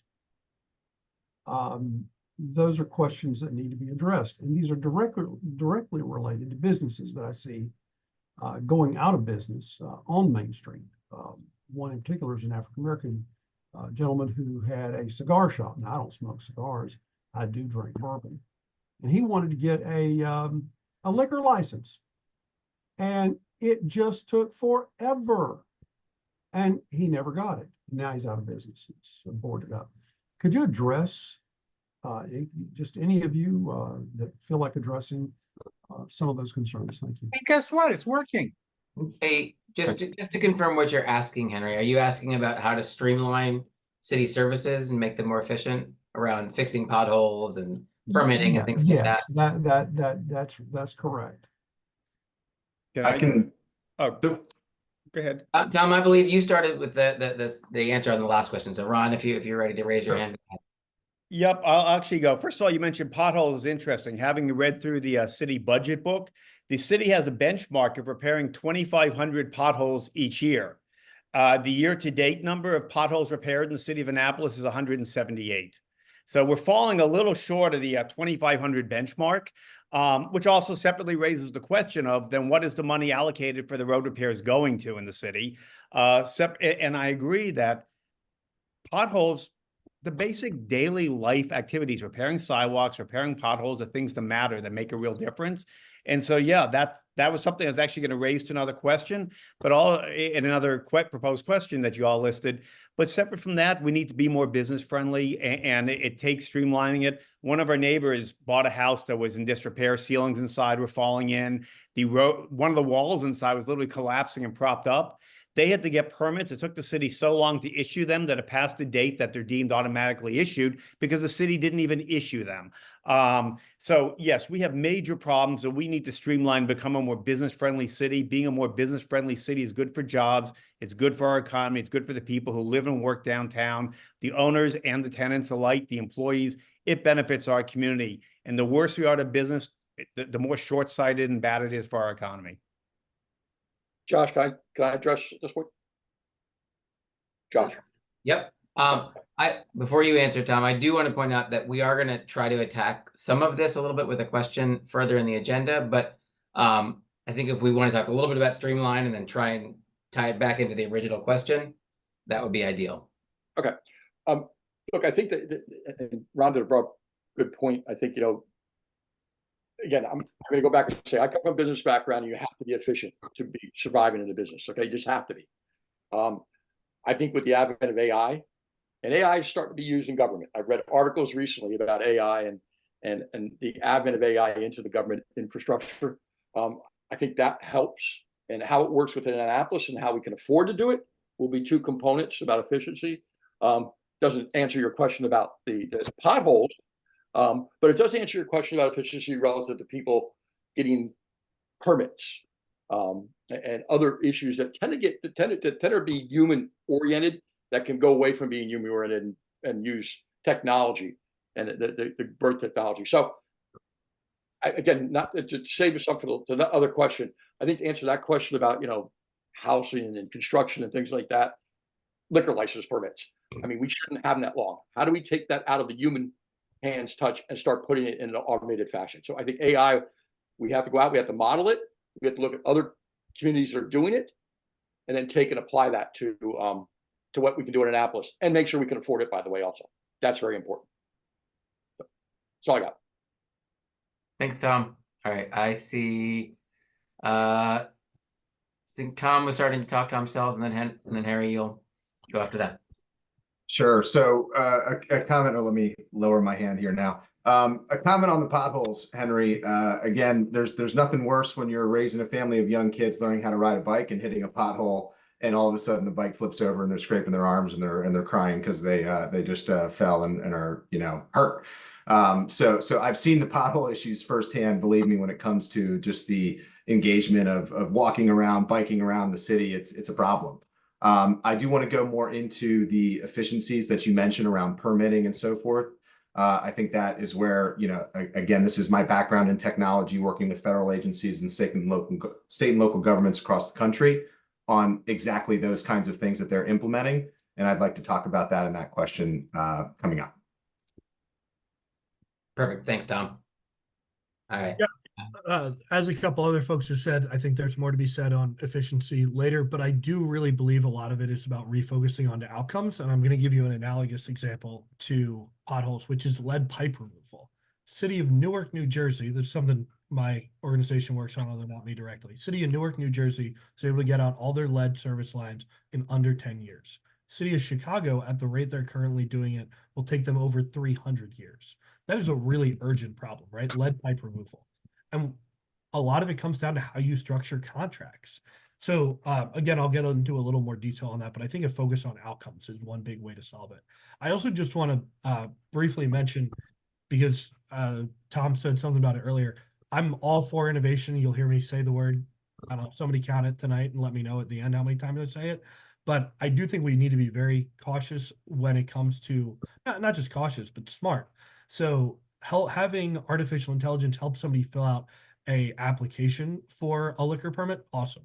Like, let's run that through really quickly. Artificial intelligence should not be making decisions about who gets liquor permits. That's it is not good at making decisions. It is good at generating text. So, and I don't think it's going to be good at making decisions based on its underlying architecture for a while. So I just had to jump in and say something about that in particular.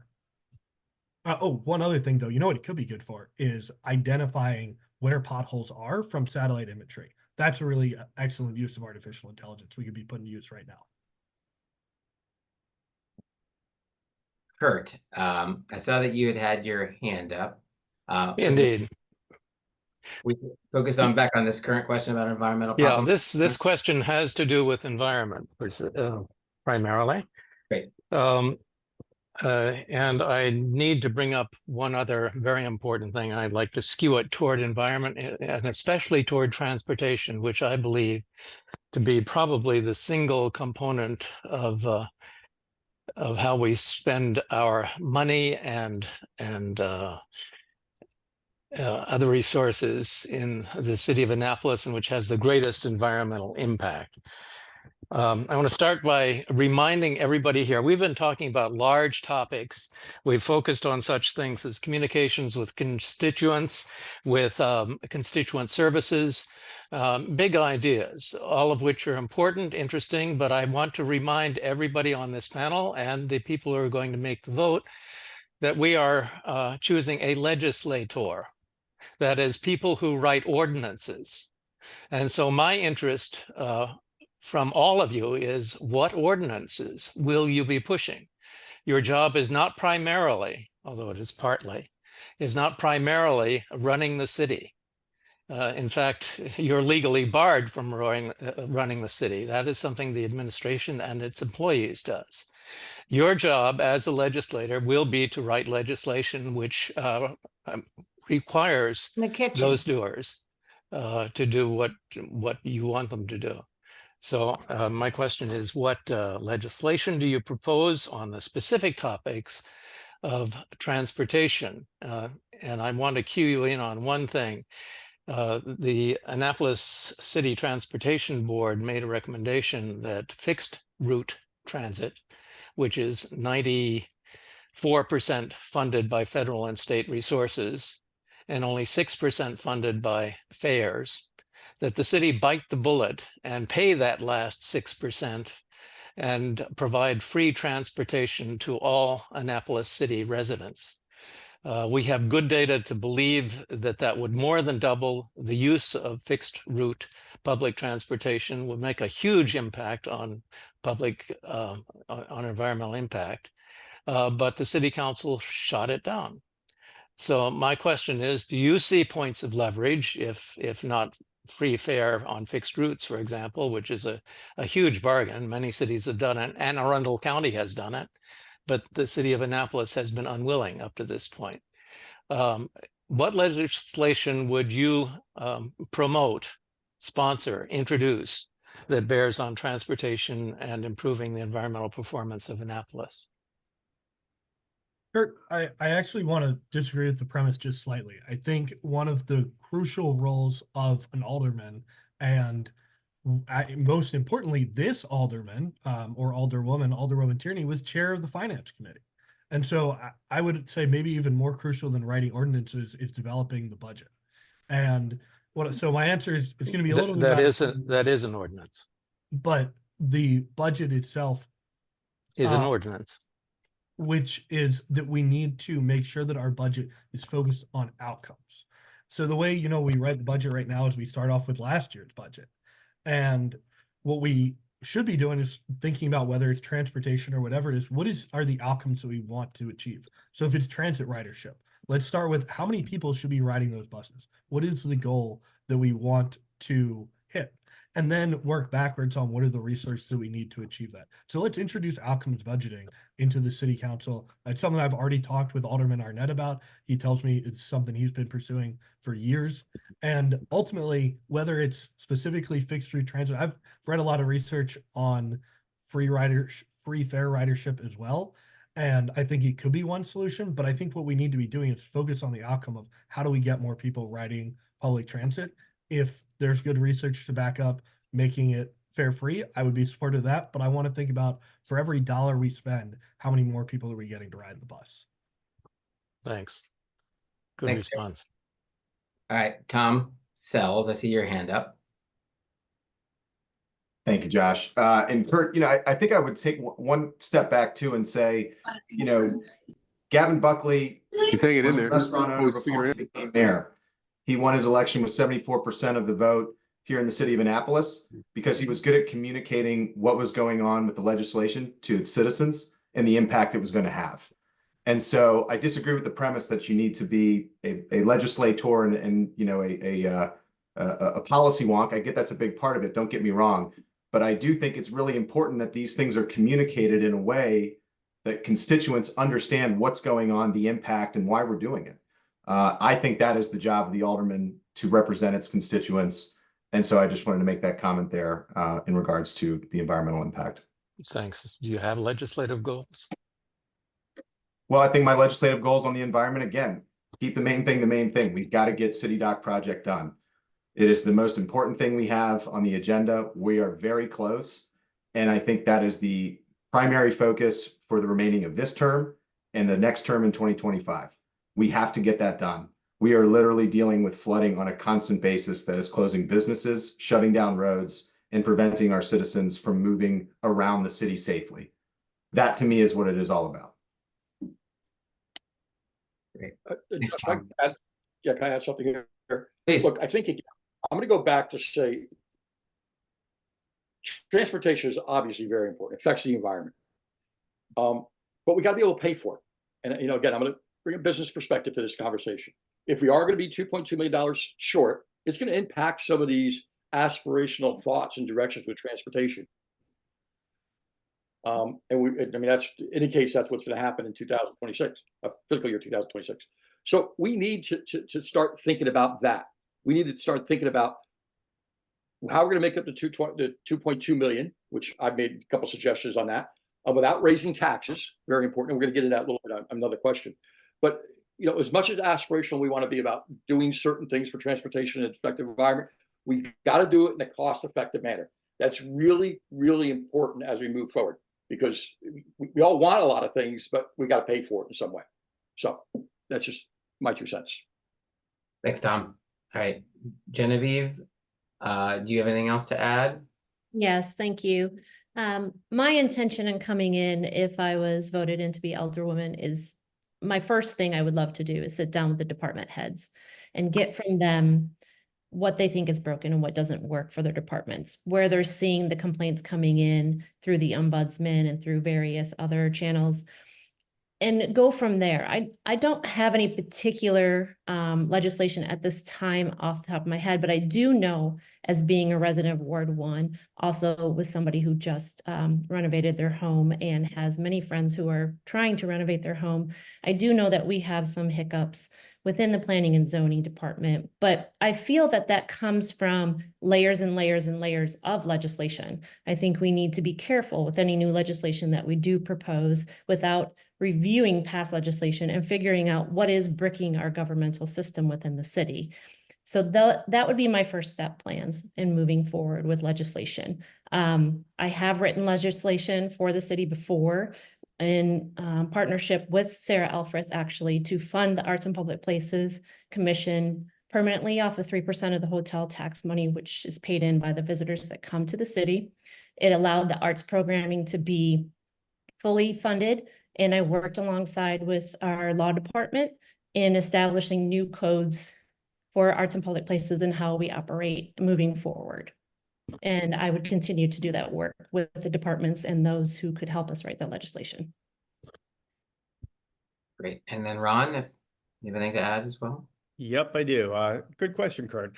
I do see it as a legislative position. One thing I would do, which I've already mentioned, is I would propose that we decouple the proposed buildings from the city dock project. It doesn't kill the buildings. It continues the discussion of them. But let's move forward on the unobjectionable part that the community seems entirely supportive of, so we can do something to stop the flooding now. If that's the impediment to getting the FEMA approval, then let's go ahead and do it that way. So that would be one proposal. One other significant one, by the way, as for the fares, I'd want to see the fiscal impact, because like Tom pointed out, if we pay money for that, it has to come from elsewhere. I'm willing to look at that, and I'm willing to try a pilot project to see if it actually does increase the ridership. One other thing, I'll get to it in another question, but I'll just mention it now, is I do support something that's transformative to reimagine city government entirely here in Annapolis, which is a charter change to move us from the current mayor council form of government to a council manager form of government, which is the national gold standard for how cities of our size are run around the country and has been for decades. I'll get to that with another question, but that would be my top legislative points. Great. Thanks. Thanks. All right. So that was a really robust conversation that sort of expanded out of conservation and environmental issues, but I think it was awesome. I think I did mention that we were going to take a break around 8:30. We are past that 8:30 mark. It is currently 8:46. We are going to take a 5-minute break. I'm sorry, it's now 8:47. We're going to take a 5-minute break, and we will reconvene to jump back into our questions at 8:52. So once again, 8:52, we'll jump back in. See you guys in a few.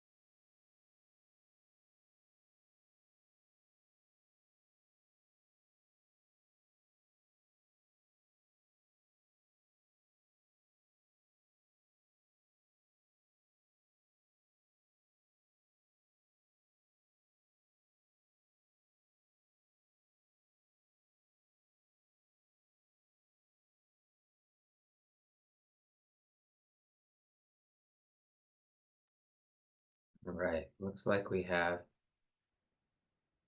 people getting back in and on the call. We have Tom and Ron and Genevieve. Just need Harry, and we will be ready to go. I'm here if you want to get started, Josh. I'm just eating a muffin. All right, you enjoy your muffin. Thank you. And it looks like we have just about all of our committee members on, so we are going to rock and roll. All right. Well, hopefully everybody made the most of their bio break and is back refreshed and ready to dive back in and roll your sleeves up. All right. So next question is about, and you guys have touched on this a little bit, that, you know, there's sort of feeling that Ward 1 is homogenous, but it's not. So how are you planning on working with and engaging low income and some of the underserved communities in the ward that don't necessarily get the traditional attention? And Tom Creek, I think I'm first. Yep, you're taking this first. Yep. Okay, it's a great question. Look, as I mentioned earlier, I've already reached out to Pastor Allen. I think that's kind of a centralized scenario to try to help work with the underserved community. This is really an underserved community within our ward. We kind of ignore it. We haven't really talked about it a lot tonight. Oh, you're muted, Tom. Am I better now? You are better. Why don't you take it back a sentence or two? Start again, then. Okay, don't use my time, Josh. Okay, you're good. Starting from the beginning again. Okay, no problem. Okay, as I mentioned earlier, I've already reached out to Pastor Allen, and I think that's a really important conduit to gain information and to gain knowledge and exchange ideas with the community, which is truly an underserved part of our ward. I mean, we've talked a lot about, you know, historic district, Berry Hill, all those areas. We haven't talked a lot about that part of our ward. I mentioned the point about 7-Eleven. I mean, I kid you not when I tell you that you stand in front of a 7-Eleven, the 7-Eleven on West Street, you will get a lot of interaction, a lot of feedback. I did that. And I'll be surprisingly, a lot of those individuals weren't really concerned about city doc. They were concerned about their voices being heard in city government. I mean, that's really what it was about. They're appreciative of the chance to talk and the chance to kind of unload. So I think listening sessions are really important. And it can't be a listening session at a coffee shop, because honestly, they don't go to, just coffee shop's not going to happen in that community. It's got to be a listening session where they're at, 7-Eleven or something like that. I mean, maybe really in their home, in their areas, in a centralized area, in the park that's right across from the government buildings.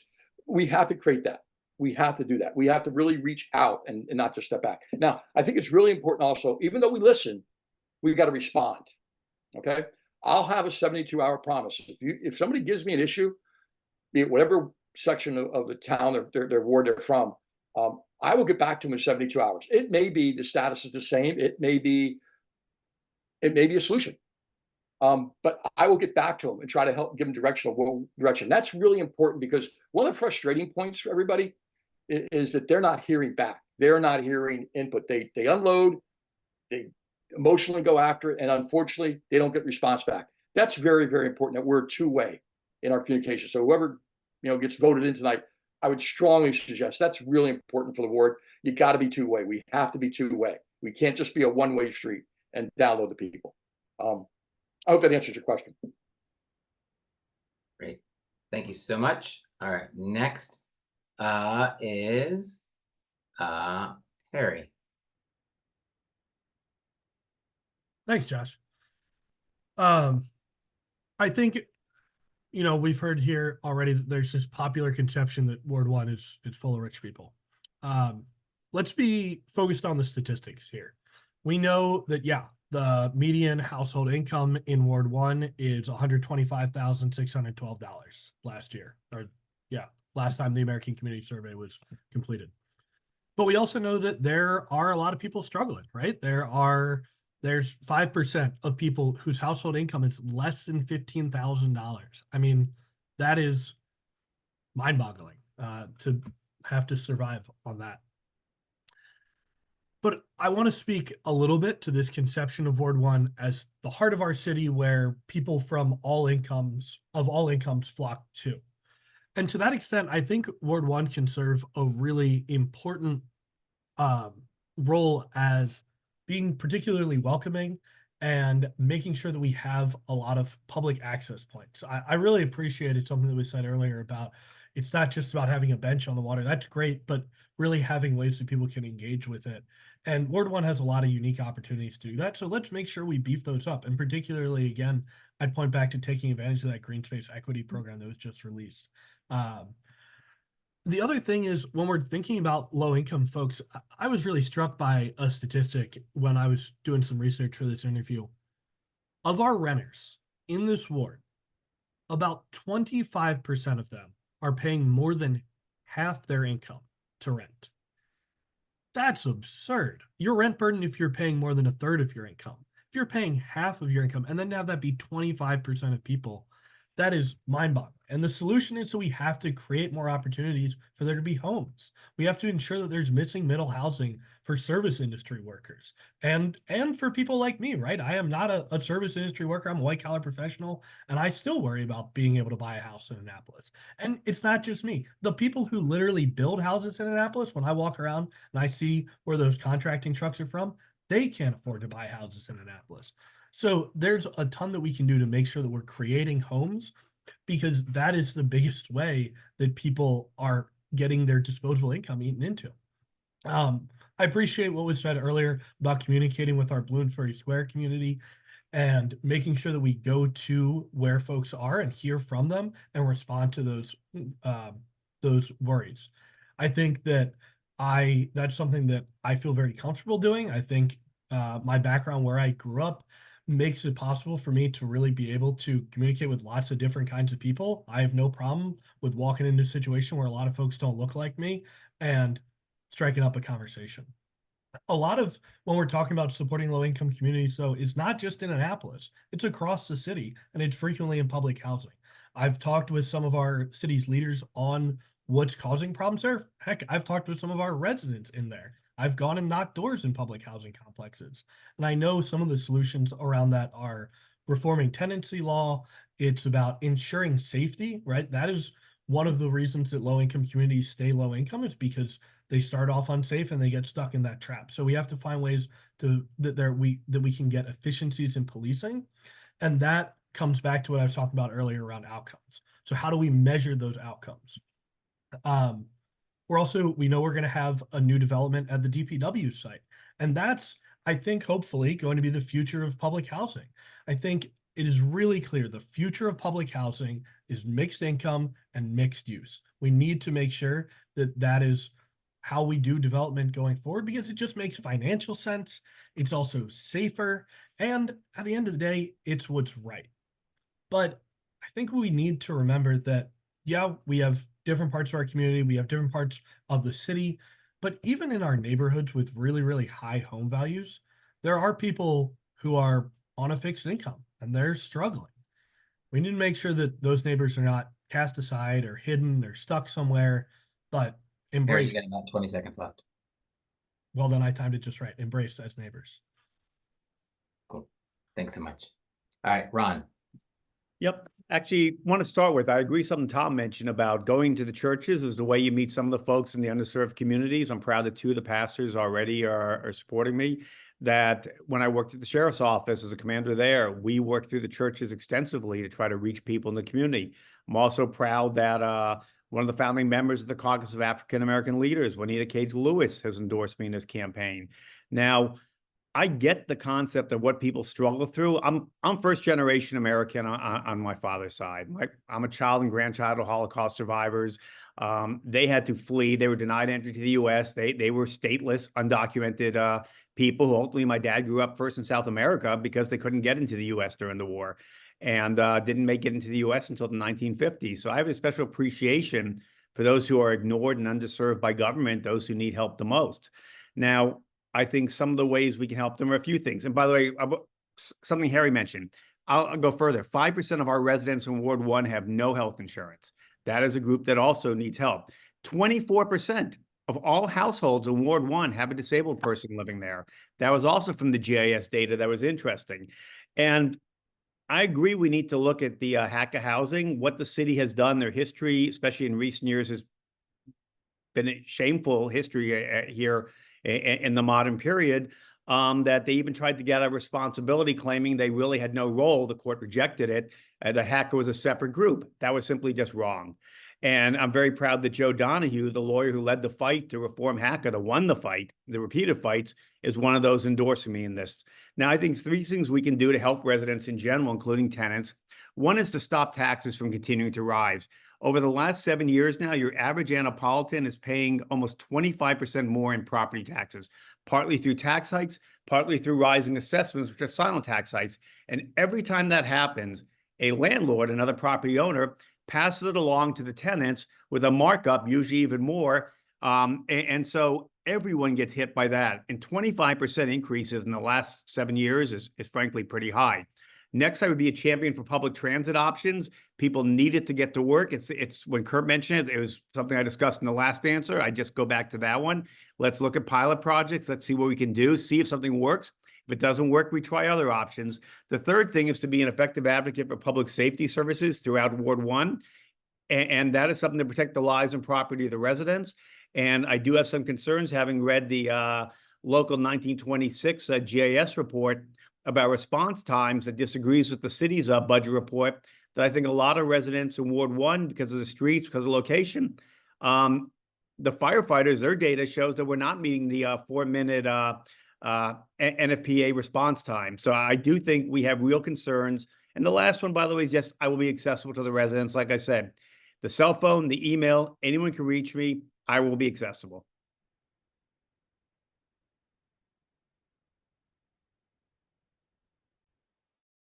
You're muted, Josh. Genevieve, you are up next. Thank you for letting me know I'm muted. Thank you so much. I hope everybody took the time to read my letters of recommendation that I handed in with my application. It speaks for my community and civic engagement that I have done within the city. I wanted to focus on the community and the communities that I've represented through my work within the city, and versus getting politicians or electeds at this time, because as Democrats, we all fall into line later. But I think it's very important that you can show that you can work with every aspect of the community. I make sure that we are inclusive and we have equity in everything that we do, especially through arts and public places. I did a lot of representation with our African-American community, our Latino Hispanic community, the LGBTQ plus community, and gave them a seat at the table with everything that I've done also within the campaigns and strategies that we've run in the city. There is a portion of the city that is underfunded, underserviced, and still needs many new services and needs. We have food deserts, we have job deserts, we have housing deserts, and these are all things that we can fix through new legislation. But again, as I said, we need to figure out what is stopping us from being able to solve these problems in the first place before we implement any new solutions. I am accessible. As you can see in the letters, I've developed relationships with leaders within the community on all levels. And we've done events at Asbury Church. I hope to move forward with the outreach within the churches and any other homeowners associations and neighborhood association groups to hear from them directly. Great. Thanks, Genevieve. All right. And Tom Sells. Well, I think, everybody's had some great points. And I think it all boils down to listening and really empathizing with the people and the circumstances that they're dealing with. It's hard. And I think we need to do everything in our power to help bring them up. For example, 80% of the students at Anne Arundel County Community College are first-generation college students. 80%, that same 80%, live below the Anne Arundel County poverty line. There are phenomenal programs at Anne Arundel County Community College that will bring people up and give them a better start at life. For example, the registered nursing program at Anne Arundel County Community College is fantastic. It gets people into jobs starting at $80,000, $85,000 a year. Those are good jobs. The Cisco Networking Academy, of which I'm familiar from my past working at Cisco Systems, a phenomenal entry point for people wanting to get into IT jobs supporting state government, federal government agencies. There are a huge demand for jobs that we need to get people into. And so I think working in concert with the community college and figure out how can we get people involved and into these programs where there's help and resources that they can take advantage of to really start putting them on a path that can change their lives. And I think that is a key element of working with those community members within the ward and across the city of Annapolis that we can lead the way with. Great. Thanks, Tom. All right, I know that I'm seeing a hand. Tom McCarthy, Ward 8, you had a question, a follow-up question here. I do. Thanks, Josh. Thanks for everybody for coming out tonight. We've got a group of it seems like very smart people here to choose from. Looking forward to getting into the debate over the voting. My question is, water access is a challenge for many Annapolis residents.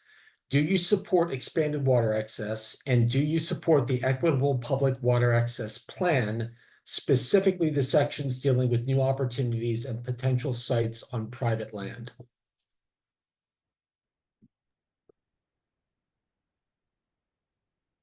Anybody have a hand that wants to go first?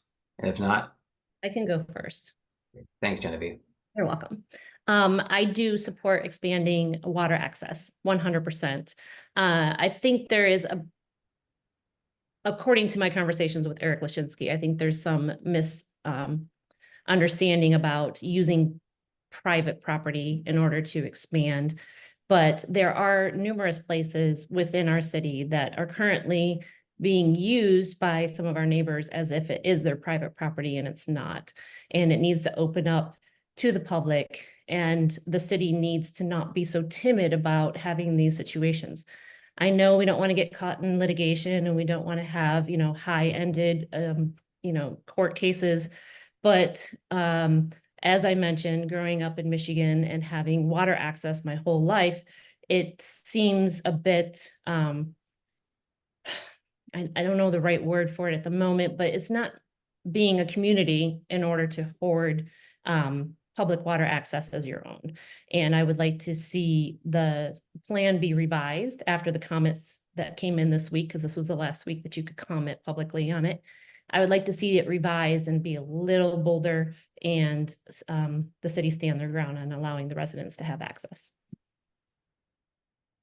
Great. Thanks, Genevieve. Harry, looks like you're ready to say something. Sure. Yeah, Tom, I'm not going to BS you. I have not read the new public water access plan. I'll look forward to digging into it after this.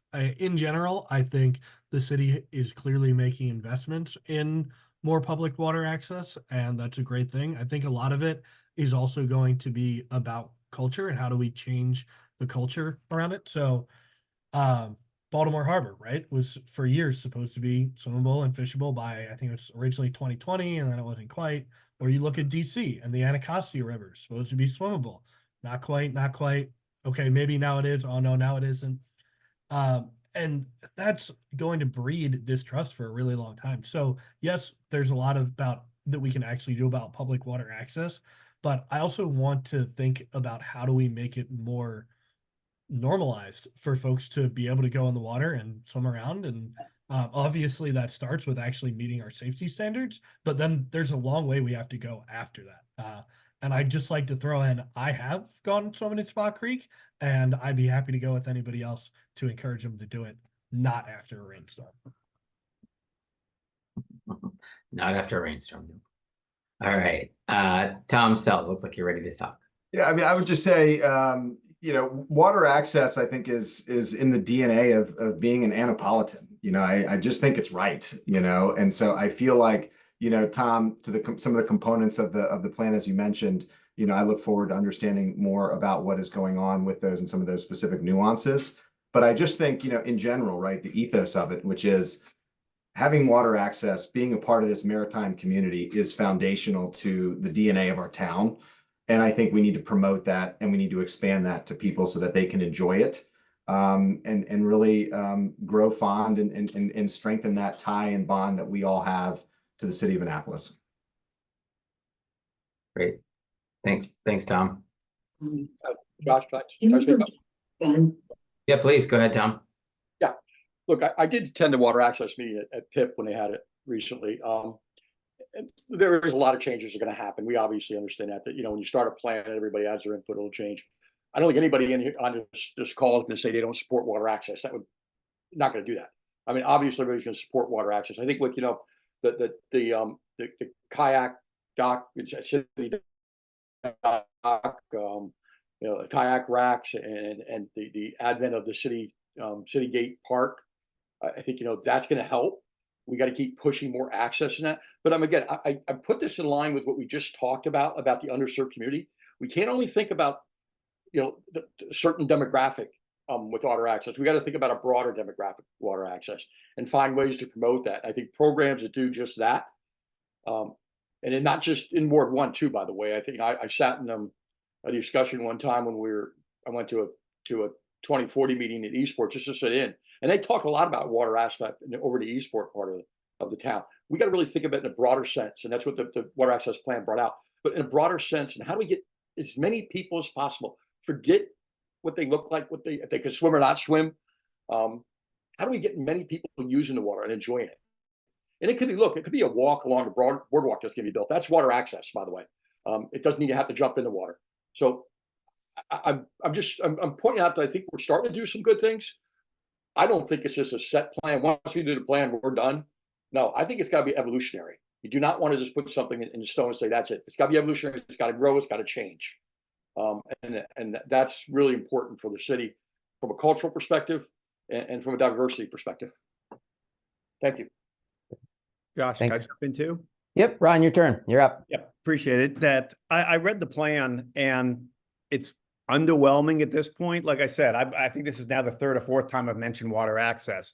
That water access is important. Water access is something key to residents, and I agree. Giving people access, not just to look at the water, which I think is underwhelming, but giving them access to be in and on the water is what matters more. And I saw even when the lawsuit was won, Joe's lawsuit to win access over at Eastport next to that condominium complex, the residents still don't have, the residents who don't live there still don't have the rights to actually go into the water. They only have the right now. The city's not going further yet to let them walk down this unmarked path to the water, and that's it. And that's not appropriate, and that's not fair. And we need to make sure the water access is spread throughout the city. I mean, I love going kayaking. My husband and I, we usually put in at Amos Garrett, but you need it spread around town where people can go in the water, go on the water, do things. And one or two places is not enough. I did see that there were plans in the water access plan to add some more actual water access. But then when you read the chart for what year and when those are coming online, those are basically in the someday, maybe never, who knows period of years, not in the short term. And I think residents deserve to have the water access. It's part of quality of life. And especially with climate change and how hot it gets and hotter year after year, giving people that water access, because a lot of people, most people don't have pools, is important. And frankly, one last thing, I still don't think from what I've heard, they fixed the inexplicable electrical charge issue at Truxton Park. So we've lost even that water access for the moment too, for swimmers. Things like that, we just need to work on all these things, but people do need the water access here in town. Yeah. Thanks, Ron. And it's something that's near and dear to my heart. When we talk about conservation and resiliency, people aren't going to protect or care about what they can't access, what they can't get onto and use. So I think all of that is exactly right on. Fish, I see that you have a follow-up question. Yeah, I'd love to invite folks to talk a little more about what I think is probably the most important issue for low-income and underserved folks in the ward, which is the cost of housing. And even for folks who aren't low-income and underserved, I'm not in that category. It's my number one issue. And I've got friends who, not just in Ward 1, but across the city, right, who grew up in Annapolis, who now can't come back home, who are, out living in Odenton and wanting to move back to Annapolis. I would love to stay in Ward 1 and buy a home in Murray Hill. But the housing prices there are stupid. It's part of why I didn't really think about running for alderman. So I'm curious. Harry spoke to this in some depth. I want to give him the opportunity to go into more detail if he wants, but I'd love to hear what everyone has to say.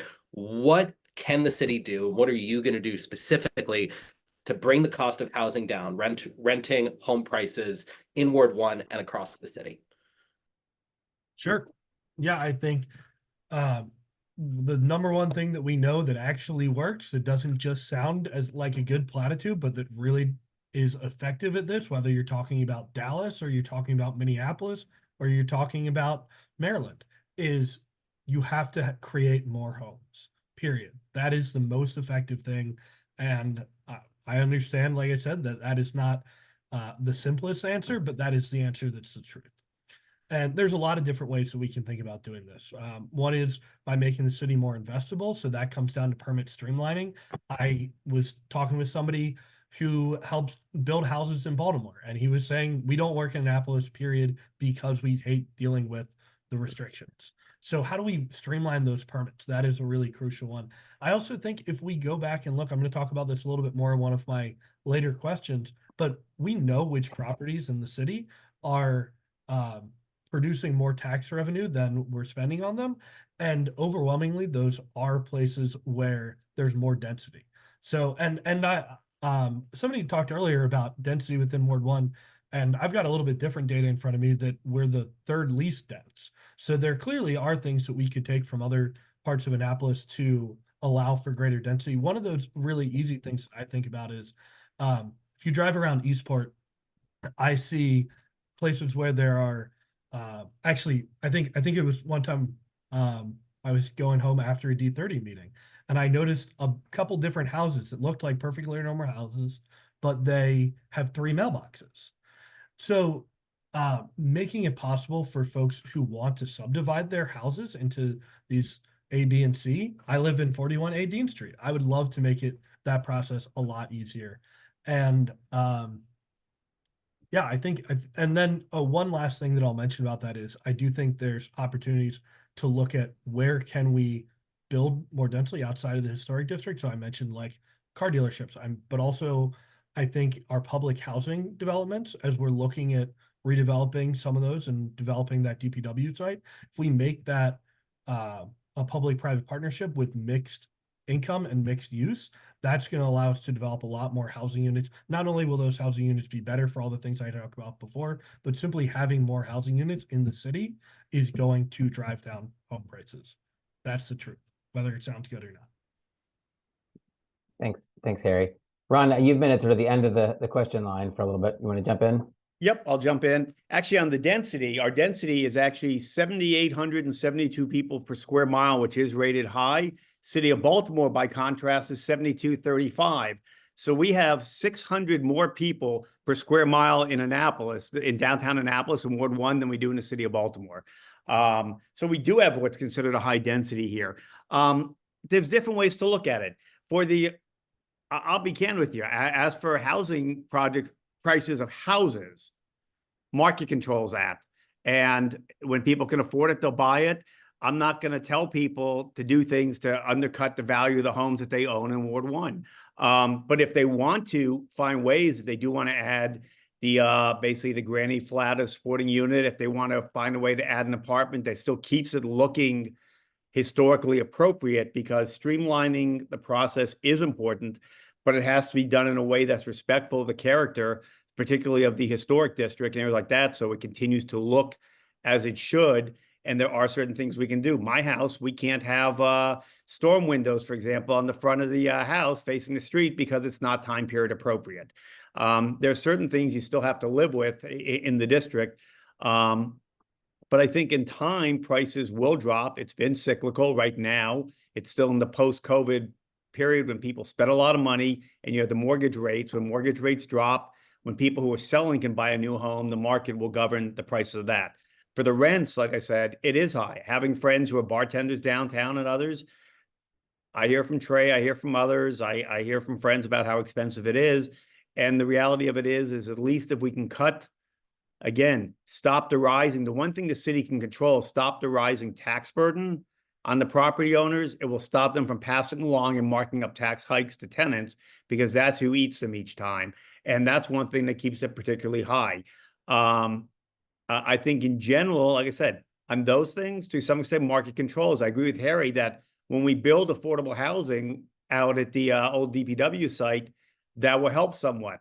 When there's more housing built in the region, that will help also. So it is there, but is there room for much beyond the one DPW site? Is there room for a growth in Ward 1, by the way? The answer is no. Having even looked at the GIS report from January this year, the projected growth of Ward 1 for the next several years is 0.1%, simply because it's almost entirely built out, but for that one site.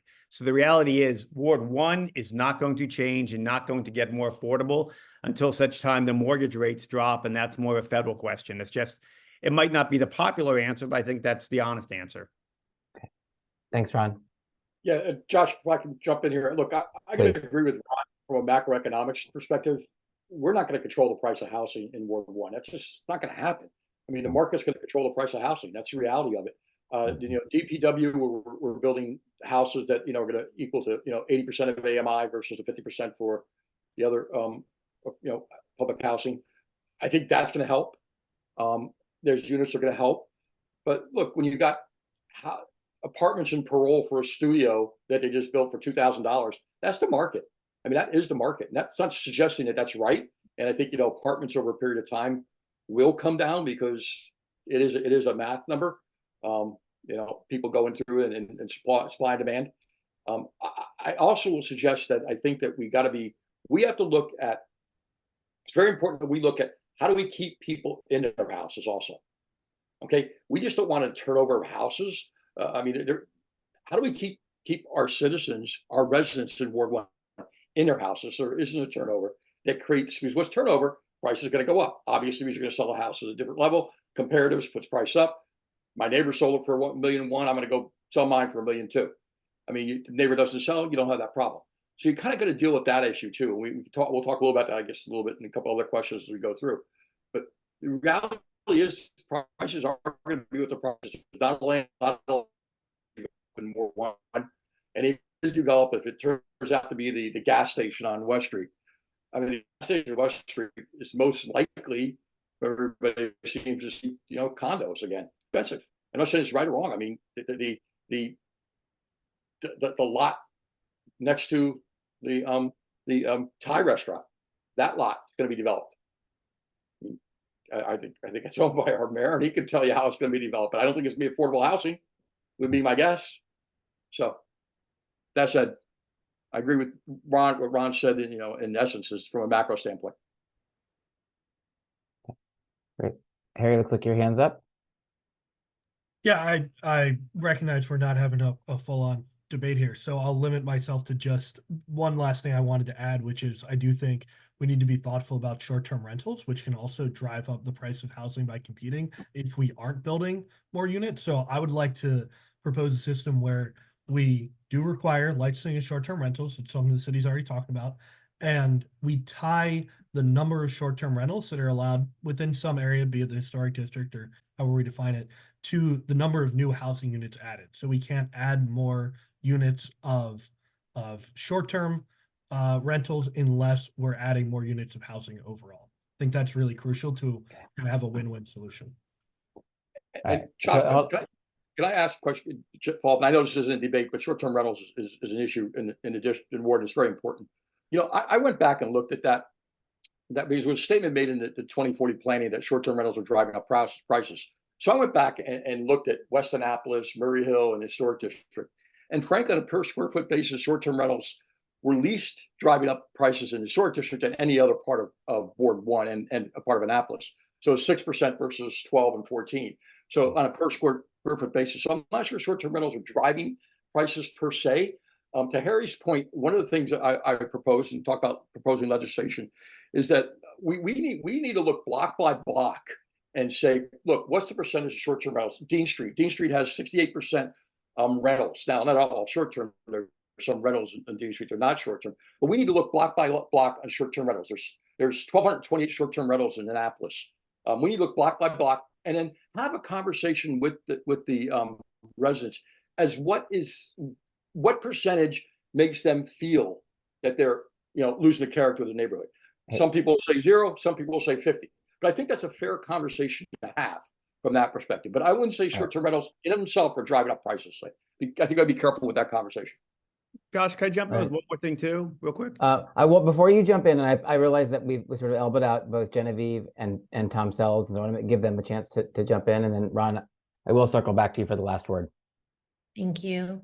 The barrier to entry in our city is one of my biggest things that I am bothered by the most.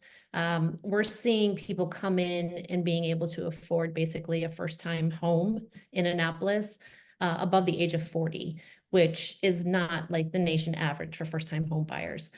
We do, as Fish said, we do have Annapolitans who grew up here, and Josh is one of them as well that has come back later and been able to come in, but it's not until later in life. I have 2 older children, and they are currently in different cities getting their master's and their law degree, but I wouldn't be able to have them do that here in Annapolis. So there's a number of reasons why our prices are high, and it's mostly because of inventory, but it's also because of the buyer that we're attracting.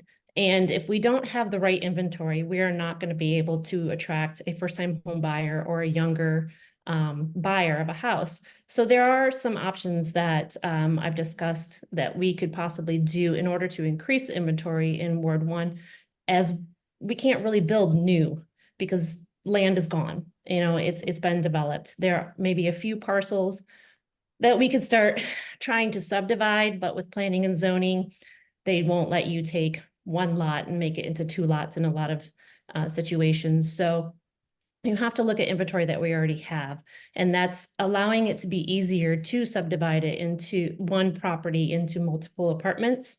Or we could also take unused commercial real estate, rezone it, allow those owners of the commercial real estate to develop as residential. That is another process that we would have to go through current legislation, figure out how we can change that code with planning and zoning. This allows us to add inventory in places that are sitting empty right now. After COVID, there is less demand for office space, and people who do own these properties would like to have somebody in it paying money to them. So they are open to this concept of rezoning. There should be incentives too, as well, for people who own buildings downtown. Make it easier for them to redevelop the spaces upstairs, renovate them, make them nice apartments that we can rent out. And that way people can actually live, work, and play in the city. And it creates better sustainability for our city. It creates a better economy for all of us. And it creates a better enjoyment of your city as well. If you are coming into Annapolis to work and you're dealing with the commute versus being able to afford a place in Annapolis, that would create a lot of less stress in their lives, and they would also stay here and spend their money here with our local businesses. I think there's options that we can talk about. Short-term rentals. I am pro short-term rental because when I travel with my work, sometimes I stay for 2 to 4 weeks. We utilize the short-term rentals when we do that in various cities. The reason that we do is because we want to be part of the community. We don't want to just be in a hotel room for a couple of weeks stuck. We want to experience the city in which we are in. And various cities have codes that we could basically copy paste, move forward with legislation within, and talk with planning and zoning and our comprehensive planning and figure out which ones would work best. Tom said go block to block, but how it normally works in other cities is you go neighborhood to neighborhood. So only so many short-term rentals are allowed in this neighborhood and then this neighborhood, and then no other licenses go out until somebody decides to not have their short-term rental anymore, and then that license would come up and somebody else can get it. They also have like a 3-strike program. Earlier, when we first introduced short-term rentals to Annapolis on a more regular basis, there was some conflicts of people renting and causing issues. And in other cities, you are allowed to file a formal complaint and they will investigate that complaint. And if you are renting to people who are disrupting the neighborhood or, you know, Genevieve, can you wrap it up in about 30 seconds? Thank you. Then you can take the license away from them as well. I don't want to make it harder for short-term rentals, but I think we need to keep our communities and our neighborhoods friendly. And when you keep more houses on the market to buy versus just renting short-term, then that does help regulate some of the pricing. Thank you so much. All right, so Tom and then Ron, and then we're going to move on to the next question.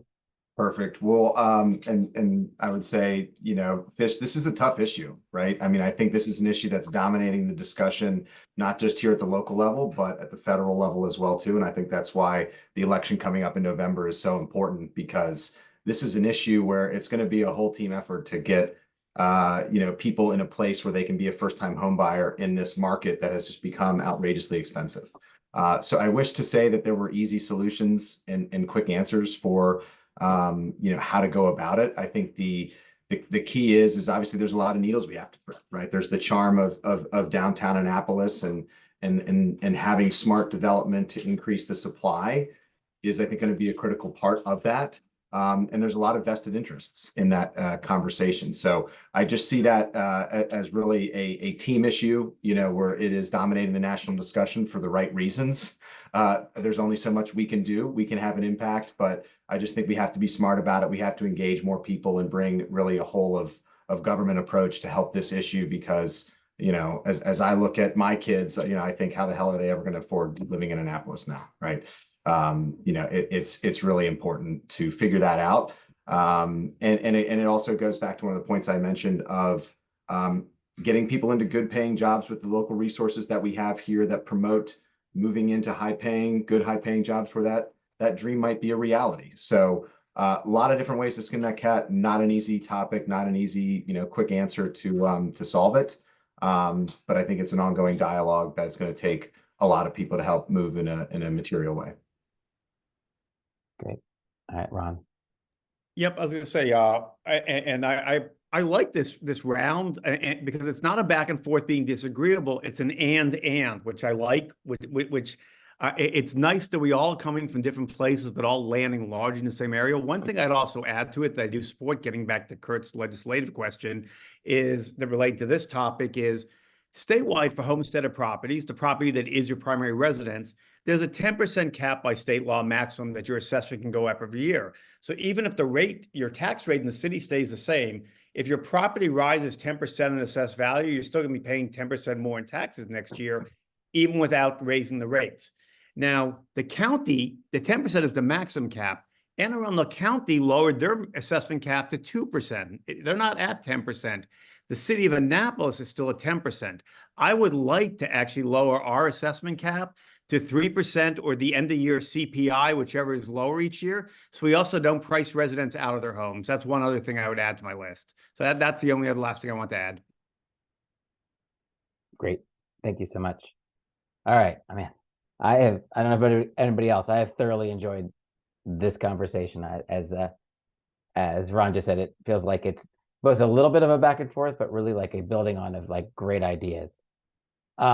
All right, so we talked a little bit about this earlier on, but I wanted to circle back in because I know a lot of you had great ideas.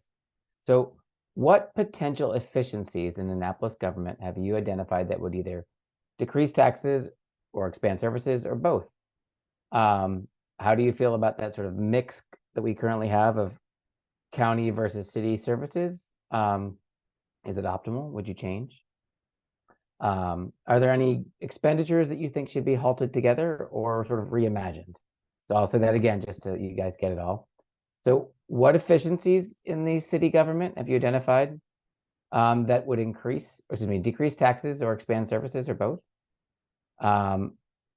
Talk to sort of your feelings around the mix of county versus city services.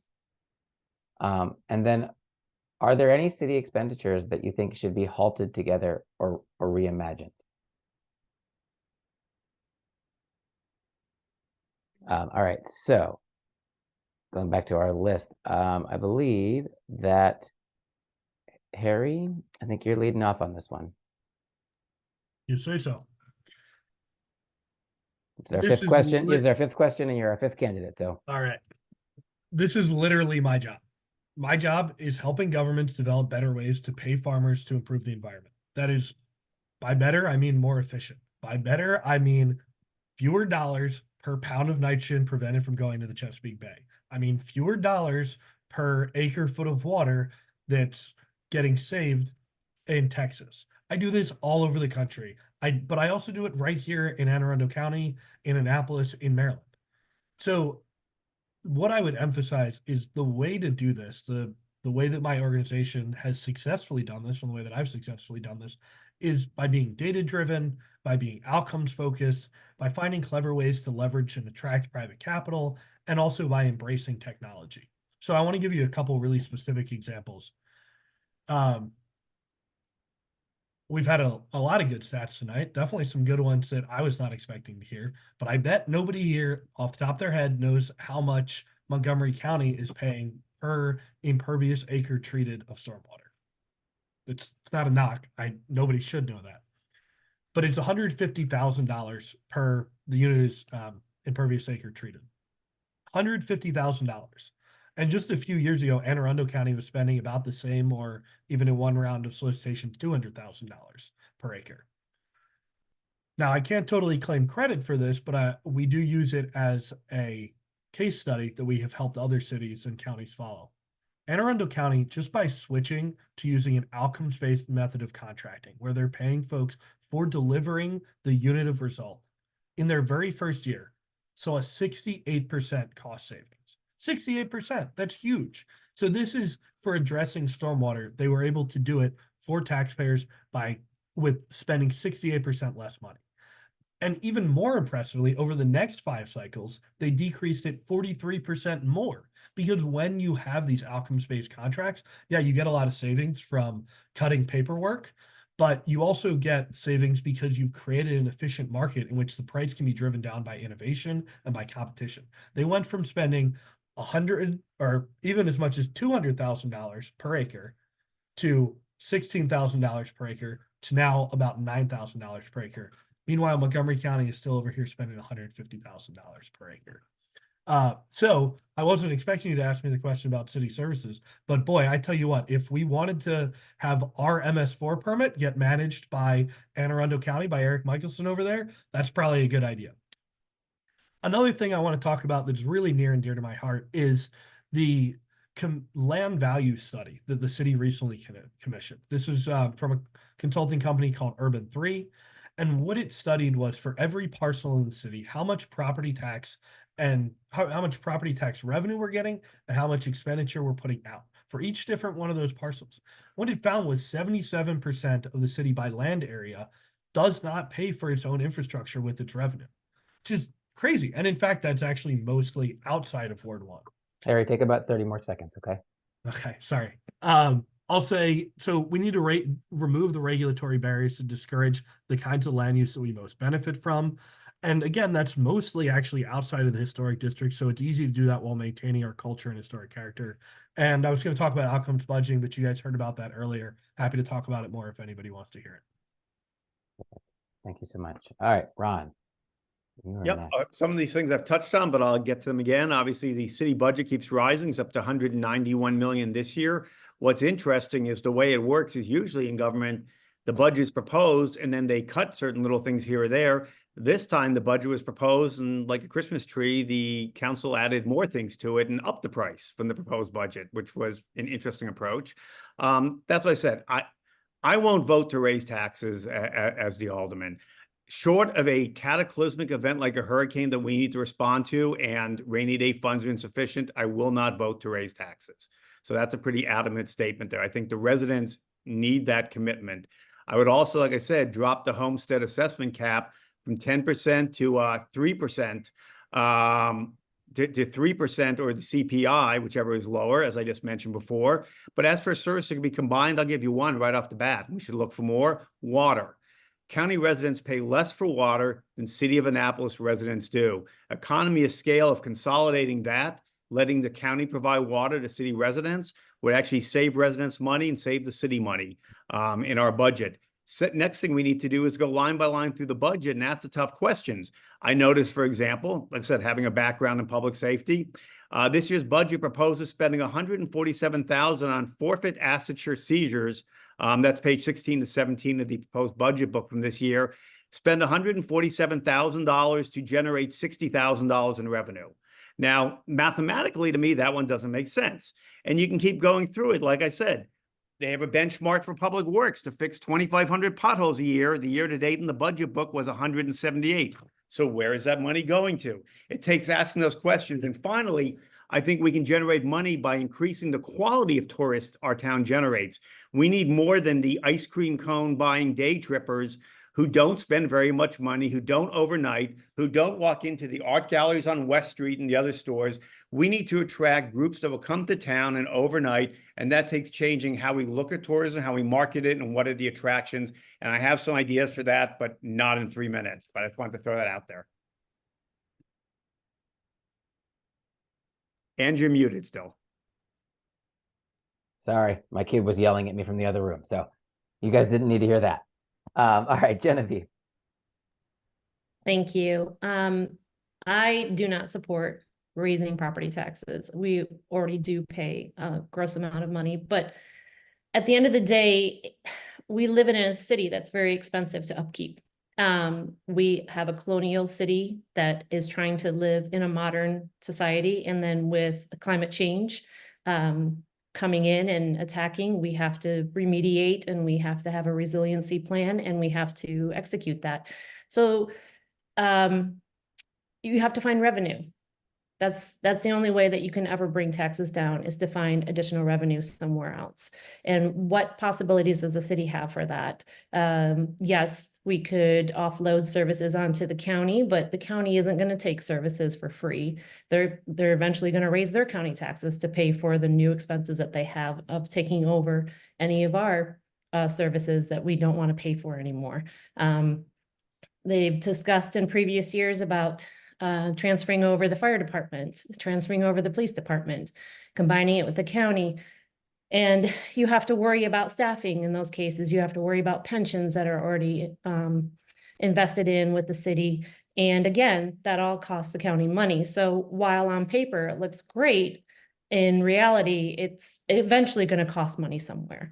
So the only other things that we could look at is potentially offsourcing things that, as much money as we pay for them, the revenue coming in from them doesn't compensate for how much the city pays. Then there's also the undeveloped land with DPW. I know that we're trying to slate a portion of it for workforce housing, which is greatly necessary in our city. However, there is a big section of land there, and there's also a big section of land owned by the county that could be used for some sort of revenue development that the city could own and potentially make enough money off of it to maintain it and operate it. There's other ways that through studies and how other cities within America and where our forefathers came from in Europe as well and other countries have done, because they too are going through these growing pains. They too live in historical towns and have to adapt. And I think mirroring some of the solutions that they have would be very beneficial for our city as well. I think we can find some sort of combination of sustaining the tourism that does come for the colonialism and the historical part of our city. I think we need to focus, though, too, that tourism changes. And especially with social media now, there's new trends of what pushes tourism and people traveling and what it is that they want. We need to study those. Visit Annapolis is a good source for that. They do pay attention. One of our major faults that we have is that you can only get to Annapolis by car or boat. A lot of international travelers that come in and they'll fly into BWI or they fly into DC cannot get to us unless they pay for an $80 or $100 Uber ride. And then they're here. They can't go around to the surrounding areas and explore. So what does downtown Annapolis have to offer these people who are traveling here? And can we provide a better experience for them to draw them in I would love to see our rail system come back, but that is beyond my capabilities as a Ward 1 Alderwoman, but I would definitely lobby for that. There's a lot of money in infrastructure and transportation right now, and also with housing coming in from DC. So these are things that I think the city should definitely go after from the management perspective. Genevieve, you take about 20 seconds to finish. Thank you. And try to offset the cost of expanding our ability to make revenue. Great. Tom Sells, you're up. Well, this is a great conversation, one that I have frequently with city leaders around the country, right? They want to start managing the city or managing their agency like a business. And how do you do that? Technology is the way that you unlock that. For example, there was an agency I was working with where they wanted to create a single service intake where all service requests that came into the city came through a single portal, a single interface. And obviously for those residents that didn't have the technology means or the people that were not going to engage that way, they had ways of utilizing, ways to call in and leverage that capability to generate the ticket. Why is that important? Well, you're then able to track the process of that service request from start to finish. And you're able to identify the workflows. Where are the bottlenecks? Why are we having bottlenecks? Is it because people are understaffed, or is it because this is a broken workflow? And how do we go about fixing that? The technology tools that you need are critical. And IT is a big part of the city's budget. It's about 3% each year. And IT happens to be a very understated cost in a lot of other projects because it's woven into everything. So that 3% that we're paying, on paper in the city budget is more than likely a much larger cost in totality when you can account for all the IT costs across different projects. So it's a critical element. And another component of that, again, within that same pillar, having a resilient infrastructure to bring services back online. Could the city afford a ransomware outage that the city of Baltimore incurred in 2019, where they had to pay $18 million or more to bring their services back online and had citizens out of service for weeks? And that was a big problem. So I just think that technology is the way to unleash the efficiencies in our government and to identify the kinks in the processes that we have in place that maybe aren't working for various reasons, and gives us the ability to go troubleshoot what those are and do something about it. Great. Thanks. All right, Tom Creek, you're up. Yep. I'm going to address this and start back a little bit. Okay. Look, everybody's saying that we can't raise property taxes. Property taxes are going to go up. They're going to go up because assessments went up. They were able to, $4.1 million in property taxes went up last year. Okay, and that was because the assessed values went. They're going to go up next year. That's real money. Although we're making a public statement that it's still I think it's still 0.738 per 100. I may be wrong enough. I believe that number is correct. That's a public statement the city is making. It's still real money coming out of people's pocket because their assessments went up. So property taxes are going up, and we can't deny that. Okay, and that money is coming in. We have to be more efficient with that money. That's really important. Okay. As I mentioned earlier, there's going to be a $2.2 million shortfall in transportation department. I'll address how we can probably solve that without raising taxes, by the way. But going back to being more efficient, we need to change our budget process. Our budget process looks to be incremental based on everything I've looked at, versus what I would suggest and what I propose in an ordinance is that we do a zero-based budgeting process. The zero-based budgeting process is and I don't want to get a lot of details here, but for anybody, the accountants on here would know it. A zero-based budgeting process especially peels the onion all the way back to zero, and you start justifying programs. Look, when you're doing a $40 or $50 million budget, and I've done those, you can screw up. Not quite a big deal. Do a $200 million budget. You're going to find programs that you didn't realize are still in place, and they don't have an ROI anymore. They're not getting the efficiency that you first thought. Those programs can drop, or drop the percentage of those programs. We got to look at that. We got to look at a zero-based budgeting process as a way in which we operate. Trust me when I tell you, there'll be money found in doing that. Okay, that's just it's a tenement of business life. Anybody who again who's done that has done that because you need to run a business. I've also proposed that I proposed earlier an increase in revenue through increase in occupancy tax and permits on STRs. Look, we're not a price elasticity on STRs. STR owners can raise rates. It's not going to be a problem. Occupancy is still up. You can look at the data to prove that. An average STR is yielding about $31,000 a year in revenue. for the SDR owner. We're charging 10.6%. Cities such as Newport and Charleston are charging 14, 15, 16%. We can charge that rate, and it's not an issue. We pick up 5% there. We can change the rate of we charge of permits. We just took it from 200 to 400. That makes it 1.6% of, and do my math, back to napkin math, 1.6% of revenue for an SDR owner. Take it to 800. It's not a problem. It's the cost of doing business. So that generates money. That helps support the transportation department shortfall, and actually allows you to do some other things that you may want to do. Look, and efficiencies, I've read a lot, I deal with it in my life, and I've dealt with it in my past life. AI is going to be there. We got to look at AI, and with all the respect to the caution that was first mentioned before about AI, there is caution, but city governments are using it. We can't be the only one that comes to the party late. We have to think about how AI creates efficiencies, the algorithms that'll take human interaction out of it, and to the point where decision making is. I'm not suggesting AI makes a decision, but AI gets you to the point of that decision. There's a lot of efficiencies in doing that. That lowers the budget, lowers the demand for more people. As it's, if you look at the budget and the report out from the fiscal committee, there was demands for more people. We can do some of that and take that away with AI.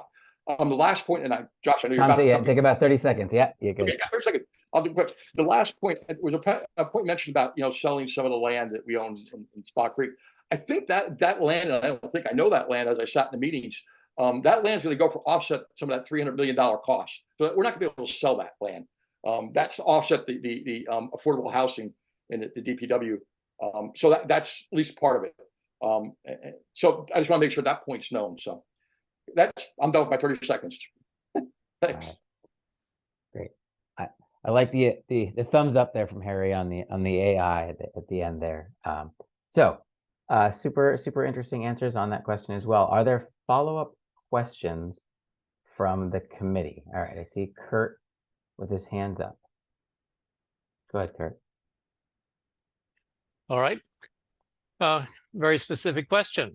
In the interest of economic efficiency and following the line that several of you have suggested that services provided by the city and county be combined, would you introduce an ordinance as alderman that would compel the city to enter into negotiations with the county of Anne Arundel to merge transportation departments to establish a truly regional transportation system? Can I address that one, Josh? Sure. Yeah. Look, I think, again, I'm going to go back to what I said about the $2.2 million deficit. I think we have to look at creative solutions like that. It's just not, but I don't think we just jump in, and I'm sure you're not suggesting this, just jump and introduce an ordinance. I think we go back, we look at it, we look at a pro forma for it, we look at the cost of it, we look at what it's going to do for us on a service perspective. It's almost like, look, when we jumped into the contract for the parking garage, we probably didn't put a lot of performance clauses in Premier Parking, and look what happened. So I think we got to look at all those things. If we do that, what is going to happen? What's the other stones that fall down the road? But look, it's a great point. We can't run a $2.2 million deficit, because that's what is next year. What's it going to be the following year? What's year's following year?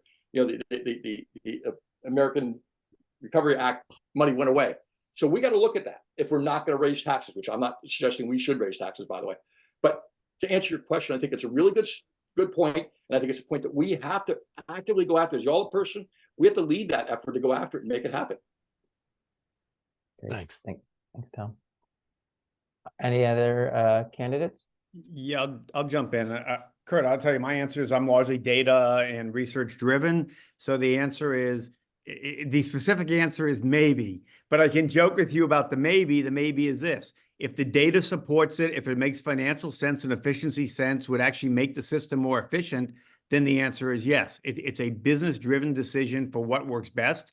So that would be my answer on that. Versus in transportation, it makes more sense than something like Genevieve mentioned, police and fire. Having been the 800-pound gorilla with the large county agency that we absorbed 16 city police departments and 13 fire departments. The reality of it on this one is you don't give up police or fire ever, because while initially they lowball you to get you in, being on the other side of the table, you can never get back out because the costs of restarting an agency to acquire all the equipment again, all the hard costs, the capital costs are too expensive to ever undo. But with something like transportation, if financially it works, it does make sense. I am willing to explore it. I'm data driven. Thanks. Josh, can I jump in again and add something? I still got a couple minutes left here. Look, I think Ron's accurate on making sure that we look at things from a data-driven perspective. That's really important to the conversation and just in transportation. Look, city and fire makes up 48% of our budget, I believe, if I'm correct here. And I'm not suggesting we roll city and fire in, but I think we also have to challenge ourselves every minute, every day. How do we look to the future? And if we were to roll in, what would that be? Would we roll into other departments? Would we roll recreation department in? Would we do that? How would that look? And what services would be? So I think that's a challenge. That's just all the person. You have to challenge yourself. You can't just sit back and accept the present day and move forward. We got to look at it and say, what's going to happen in the future? And how do we look at that? That's going to look at any business. You do the exact same thing. That's how you survive. So now I'm done with my 3 minutes. All right. Harry, Tom, or Genevieve, anything? Like Harry's got his hand up, so Harry, go ahead. Oh, Genevieve had her hand up first. She should, you know what? Her light is hiding her hand. So go ahead, Genevieve, please. There you go. Better. I can see it now. Okay, good. I agree that it would take research, and that's why I suggested that we sit down and we have these discussions. It also would have to be in agreement with the county or the state or whatever else we're looking at. You know, if we have the wide come in and take the pool, let's say, operational because it makes more sense, or just those different avenues. But you have to think outside of the box. You have to look for solutions. You can't just wait for somebody to drop it on your lap and ask you to write legislation for it. A really good leader is going to find viable solutions on their own and present it to the city, that you can vet it. You can talk with the legal department in whether it's viable or not within our city codes and our current laws. And there's multiple layers to that. Parks and Rec, Recreation and Parks, sorry, has been discussed as well as being handed over to the county. Again, you have to worry about our employees retaining jobs, whether that is beneficial to us price-wise. And you do have to worry again, where does the county get the money to maintain all of our parks and everything in addition? But if we went through all of those questions and we could work on an agreement that was functional and made sense for the city, then yes, I would help write an ordinance and legislation to make our revenue lines higher and less money going out from the city. Thank you. Great. Harry, and then Tom Sells, if you want to say anything. Sure. Kurt, my thought on this, I'll say I'm not ready to commit to that right at this second, but I think my first stop on that would be to go talk with the transportation board, because these are the folks who really are experts on it. It's easy. I think we all agree that we want to be data driven here. But when we talk about being data driven, the question really is like, which data, right? Which chunk of data? And what metric are you going to govern by? I said this before, but I want to say it again because it's really important. Our metric should be how many bus riders or whatever level of transit we're using are we getting per dollar spent? That is the metric on which, that is the data on which I would use to make that decision. And I'll just close by saying broadly, my sense is that higher level regional transit authorities do lead to getting more of that outcome per dollar spent. But I'd want to talk with the transportation board. Thank you. All right, Tom Sells, go ahead. In the interest of everyone's time, I think everybody's brought up great points, and I agree with it. It's something that needs to be, looked at further, where the efficiencies can be potentially realized, and go forward from there. Great. All right, we have one sub question here. It looks like David Frankel from Ward 7 has a follow-up question. Yeah, hi. First, we have 5 really outstanding candidates here, and it's really a pleasure to listen to you all. And I'm just a bit sorry that our voters don't get to make the decision that our committee is going to have to make. My question is actually 2 questions. Comments would be appreciated on your thoughts of the appropriate balance of power between the mayor and the council. And secondly, what your thoughts are about bringing in a legal council to advise the aldermen? Thank you. I'm happy to jump in first, Josh, if you wanted that one. Yeah, and since this is like a little bit of an off question, let's try and keep the answers relatively brief to about 60 to 90 seconds. I will, Dave, that is actually one of the issues I'm actually running on. It's on my website, as I mentioned. I support a charter change. I mean, obviously, it might take several runs at it and educating the public and working on the board, but I want to change the balance of how our city is run. I don't want, and it's not a reflection on Gavin, it's not a reflection on Jared, whoever the next mayor is, and the next mayor, and the next mayor, and the next mayor. It's not about any of them. It's about best practices and how it should be done. If we actually do a charter change and move us to a council manager form of government, the city manager, frankly, the council would hire the city manager, the city attorney, and usually an inspector general auditor. Those three roles are the only positions that the council hires. The city manager then hires everyone else. And you have a professionalized staff. Again, no slight at our current city manager, but for a style of government, you have a professionalized staff. You take the politics out of it. They look for efficiencies. And at the end of the day, it actually serves the city as a whole better, because on a 9-member board, a city manager knows that if they drop below 6 members supporting them, meaning they always have to have at least 6 wards happy, they know that their job is at risk, because at your 5, you're already putting out a resume to find the new job. So it constantly keeps the balance of what is best for the whole city there, and it cuts the politics from it. As for legal counsel, for the board itself, I think that frankly, the proposal that I have, that the attorney serves at the pleasure of the board as a whole, is hired by and fired by the board as a whole. I think that solves that problem. So that's my answer on that. Thanks, Ron. All right, I see Genevieve's hand up next. Thank you. Currently, we operate under a weak mayoral system, which is technically supposed to be carried out mostly by our alder people, and the mayor sits as the chair and officiates the meetings, and as well as has his staff, that is the community liaisons and outreach, and effectively coincides with the management of the city. I think that this process has worked for us. I feel that the issues that we run into possibly sometimes can be with complacency, and some people possibly may not be feeling the needs of our communities that are essential to have solutions found. I don't exactly know how to fix that, except for electing more people who will effectively represent everybody and create legislation through the process, and not wait for issues to come up. Now, I do strongly believe that alder people in our city should have a staff. They currently really don't have a staff. They share staffers within the city, and it does kind of slow the process down. The legal department that is within the city does currently help vet legislation, but to have our own legislative lawyers could help supersede the process and make it more efficient, as well as having the time to research other legislation and not dealing with the other issues that our legal department deals with the city. Thanks, Genevieve.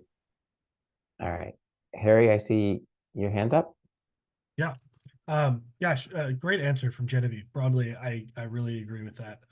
I think my sense is that looking at our peer cities, the way that our council is structured largely is meant for the mayor to be, as Genevieve said, kind of a weak mayor system.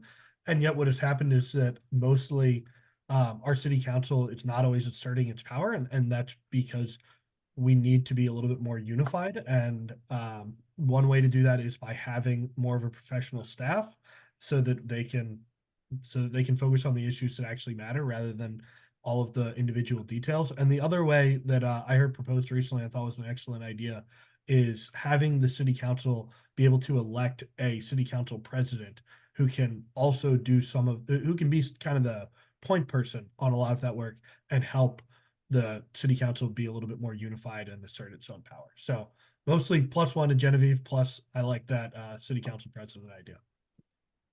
All right, Tom Creek, and then we'll end with Tom Sells.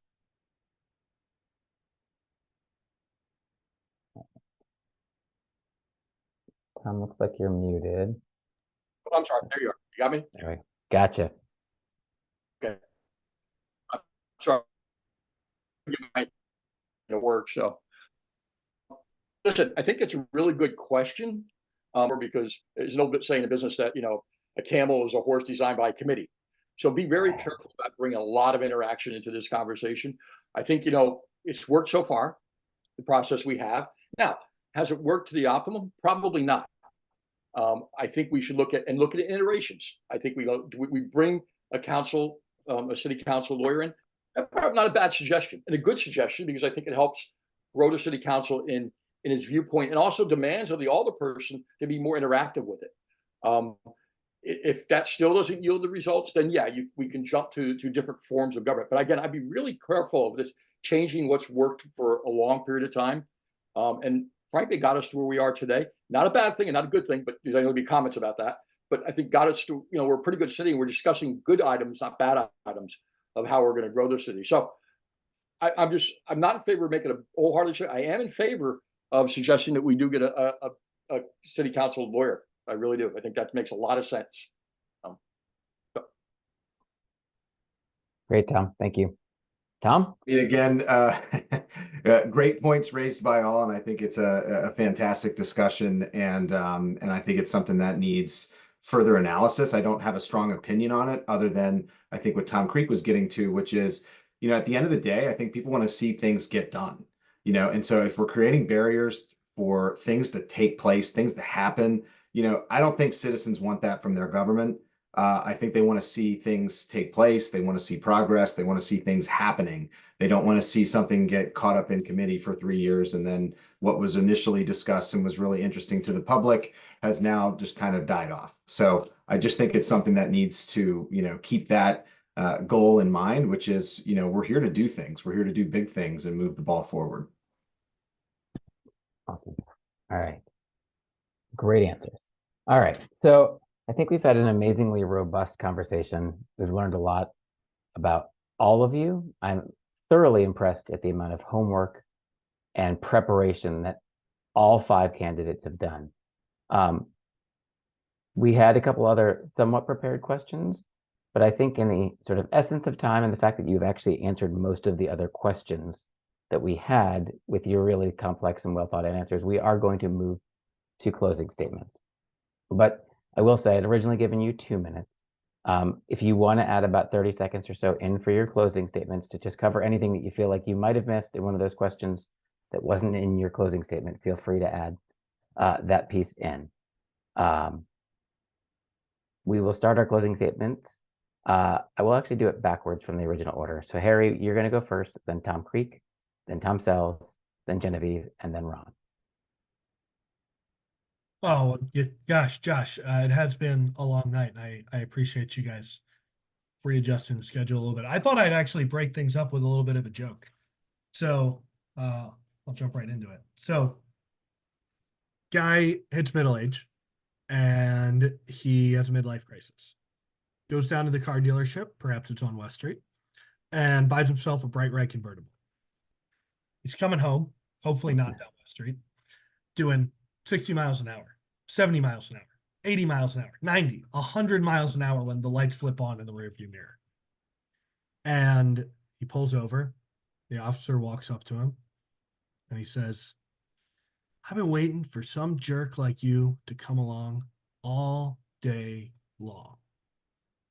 The guy looks up at the police officer and he says, "Well, officer, I got here as fast as I could." And that's the truth. I got here as fast as I could. I wasn't born here. I wasn't raised here. But I got here as fast as I could. And as soon as I did, I jumped in with both feet, and I have made Annapolis my home. I got my first real job here. I got engaged at a little park down the street. I just got married here. I hope to start a family here. I've volunteered. I've listened. I've learned. I've walked every street in Ward 1, patronized probably a majority of the businesses. And I'm always looking forward to checking out more. And when it came time, I applied to this not because I wanted to change Annapolis, but because I love it, because I wanted to live up to its greatest potential, because I'm invested in the future of the city. And the truth is, I'm already doing that in so many ways. I'm pounding the pavements for Democrats with local groups. My day job is all about working with legislators and counties, whether that's calling Eric Michelson at DPW or testifying for Senator Elford's bills or writing actual legislative language that's used from the Maryland General Assembly up to the U.S. Farm Bill. And I can bring those relationships with me. That's why I've been endorsed by almost every member of the city council and by Lisa Rodvian. Ward 1 is the heart of our city. We will always share this war with other city residents, with visitors and businesses whose activity and concerns have to be taken into account, and we'll make that happen. Because I know I'm not an expert on every single thing, but I will work with Brooks on housing and Rob on the environment and Karma on helping small business owners.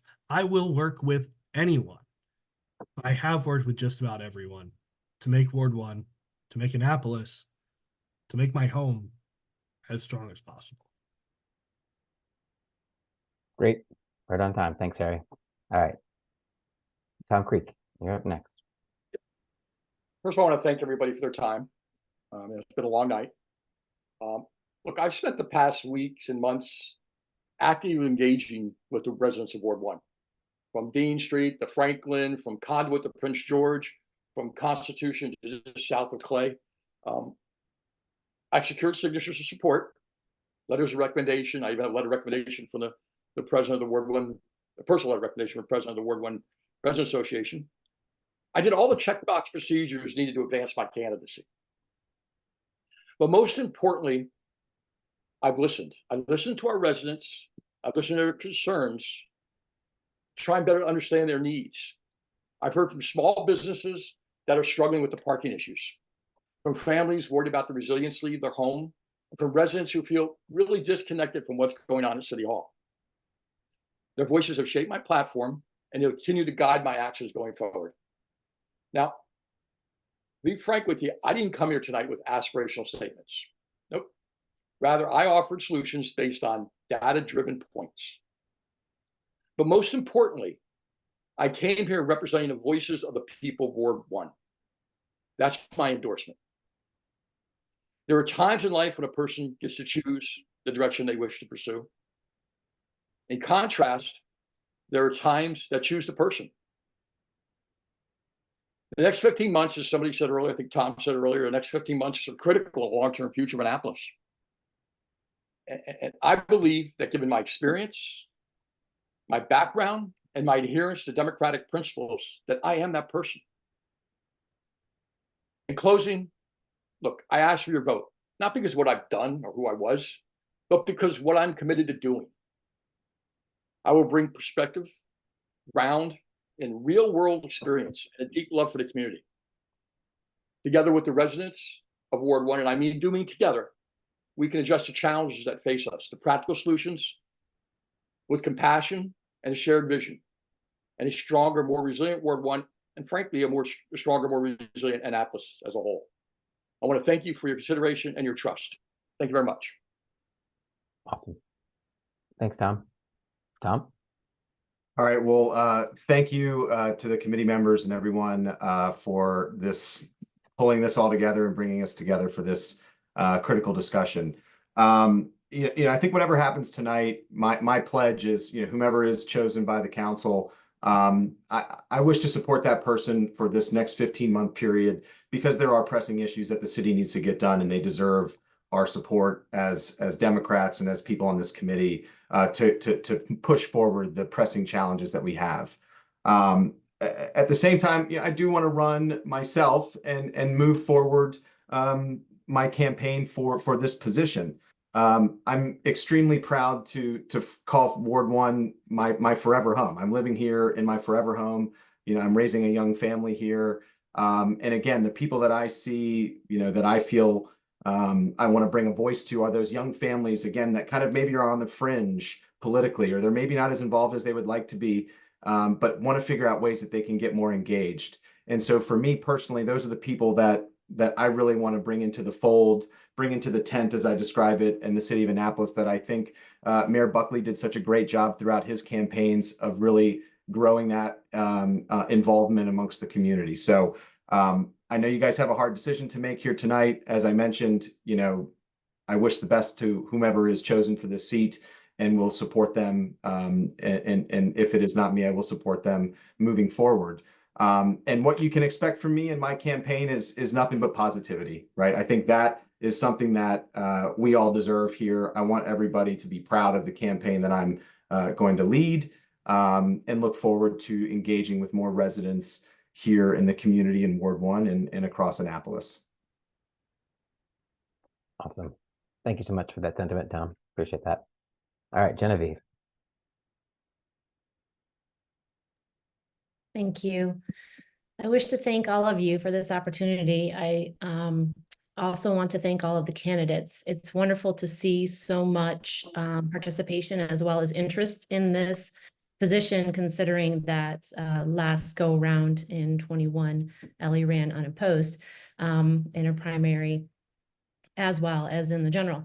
So it is great to see my neighbors being passionate about our neighborhood. And I'm glad that we're all unified and we all want the same things for our neighbors and for our future neighbors as well in the city. Regardless of what happens tonight, I will continue to do my civic engagement and work that I have done in the city, and I will continue to lobby for better solutions moving forward. I hope I can do that with many of you, and that we can figure out the things that brick our current governmental processes and how to move past that. Just even as citizens, I think our voices are very important. And especially since we are living this daily and we see our neighbors not having the services that they need in order to provide safe and healthy homes for their families. I also think that there is a lot of potential in the city. I wouldn't be here if I didn't think so. From the late 90s, when I first started coming to Annapolis and fell in love with her, I've seen the growth. I have seen change. Sometimes government does work really slow, and a lot of times we don't have patience for that. But I think there are things that could definitely be elevated at different levels, and the efficiency of certain things could definitely come into play. We could move things forward maybe a little bit quicker in certain aspects, and we definitely do need better unity, better working groups amongst all of the departments and the council and the management. I think that we can come out ahead in the end if we just remember that we are all here because we love being in Annapolis and we see her as a beautiful place to be. Thank you. Thanks, Genevieve. All right, Ron. Thank you. I'd first like to start by thanking all of you for your consideration, and I want to thank the other 4 applicants because I think you have 5 really good candidates who put in. All of us, I think, come to it with similar but differing ideas and differing approaches, but all of us want a better Annapolis, and that's a good thing. Annapolis is more than just the houses. It's also the people, but it's also community. And community is a sense of community. It's a sense of belonging, the sense of being connected. And that is what someone in this role can and should do. And that's something I think I've done in my history. If any of you strolled to Hanover Street, particularly the dead-end block where I live, the one right across from the Naval Academy Chapel, you'll notice that every single parking island on the street has been turned into a garden, into flower gardens. And my husband and I started with the one diagonally across the street from us, did that on our own. And then we did another one. And then the neighbors started going, hey, can you help us do one too? And this was a great COVID year project. That kind of was the idea. I guess we became Tom Sawyer painting the fence, and then everyone wanted to help. And it spread up the block one after another as all of us came together as neighbors. We started working in these together. Everyone still maintains them. They help water, they weed, we do block parties. The whole idea is it's a community where you show up at each other's homes unannounced, and it's perfectly fine. And that's building community. And that's something I've cared about here in town. I've worked to build community because it involves actually getting along, listening, and understanding people. And there's a great quote I love. It's always attributed to Emerson. He didn't say it. It actually is written by a woman in Kansas in a 1905 newspaper essay contest. But it's, what is a definition of success? And the quote is, to laugh often, to appreciate beauty, to find the best in others, to leave the world a bit better, whether by a healthy child, a garden patch, or a redeemed social condition. to know that even one life has breathed easier because you have lived. That is to have succeeded. And that's what would guide me also as alderman. It's what I've done in every job in my life throughout my career. You listen to people, you care about people, and you just work to make their lives better. Now, you might not always agree with me, but you know that what I'm doing is always coming from the right place, and I'm trying to help people and do the right thing. Now, there's a line I liked before is, you know, the way we can serve our party best, I would suggest, is doing what's best for our community, because that's how you grow our tent, and that's how you bring in people to the party. And I think I can do that. You have 5 good candidates, but I believe I'm the candidate who can actually help grow our party from a party that has a base that, interestingly, Elly got about 60-something% here in her last contested race. Gavin, in his last contested race, only got 55% in Ward 1. So it all depends when you look at it. I can help grow the party. I'd also throw in one aside for you that you can also make history tonight. In our 350 years as a city of Annapolis, we have not had one out LGBT member of the council in our city history. By selecting me tonight on top of all my other qualifications, you send the message to this community also that it is time for that wall to be broken and that we can have our first out gay member of the city council. So I want to thank you for your consideration this evening, and whatever choice you make, I respect it. Thank you very much. Awesome. All right, man. I wish you guys were going to make it a little easier on us tonight. It's a really, really amazing conversation. Every single one of you had moments where you shone and really, really highlighted your knowledge of the city and your passion. And what really shone through tonight was the passion that you guys feel, not just for your neighborhood and your ward, but for the city and the city residents. So I appreciate all of that. The next step for tonight's hearing is we are going to start some deliberations. I will moderate the deliberations. Members, we're going to discuss qualifications, strengths, weaknesses, perceptions of how questions were answered. We will try and make it efficient, but we also want it to be thorough. As a reminder, this will be open and Why not is that mic on? There we go. And not in a closed session. So committee members, as you start to share your feelings, we're going to try and go through this once and then hold a vote. And as you share your feelings, the way I like to think about this is let's sort of do it reality show style. You know, reality show participants say more than they actually probably need to. So we can hear their monologue. Let's sort of think about it that way. And then we will move into the vote. If a candidate, and I'll remind everybody again, if a candidate doesn't get a majority of the votes in the first vote, which is 5, there are 9 voting members. If a candidate doesn't get 5, we'll effectively hold a runoff with the candidates getting the least amount of votes. And that could be 1 candidate, 2 candidates, 3 candidates. Whoever has the least amount of votes will be pulled from the tally and we'll re-vote again. So with that in mind, I'm going to put our Ward 1 alternate on a little bit of the hot seat, and we're going to go from Ward 1 to Ward 9 for sharing some initial thoughts. And just whatever you share now doesn't necessarily mean that it is exactly how you're going to vote. It's just some thoughts and reflections on the process and on the candidates. Okay, hi, Fish, Ward 1. First of all, thanks, Josh, for facilitating such a great process. I know that's it's even harder to do than it looks. And thanks to the candidates, because you gave a lot of time and put a lot of energy into trying to represent my ward, our ward.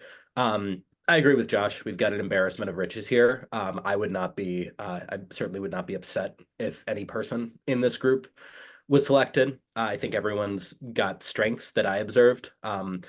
Loved the way, I'm going in no particular order, loved the way Tom was thinking from first principles about policy, and, you know, being able to bring everything back to the idea of what our priorities should be. And I certainly hope whoever becomes our next mayor is looping Tom into thinking about how we modernize our tech policy. That's Tom Sells, sorry, to be clear. I forgot we have 2 Toms.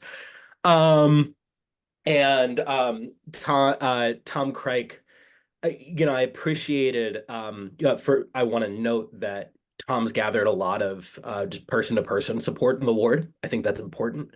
I think also that I really appreciated Tom's effort, even not having a ton of experience in government and policy, to bring new ideas and specific ideas to the fore. The Airbnb ideas, the things like parking spots for like personalized parking spots for EVs. I don't know how realistic some of them are, like that last one about the personalized parking spots for EVs, but I think it is a thinking in the right direction. And I appreciated the specificity. Harry, I felt like won the day in terms of knowing facts about the ward and the people in it, and specifically and having a lot of clear knowledge of sort of Annapolis city government functions and policy.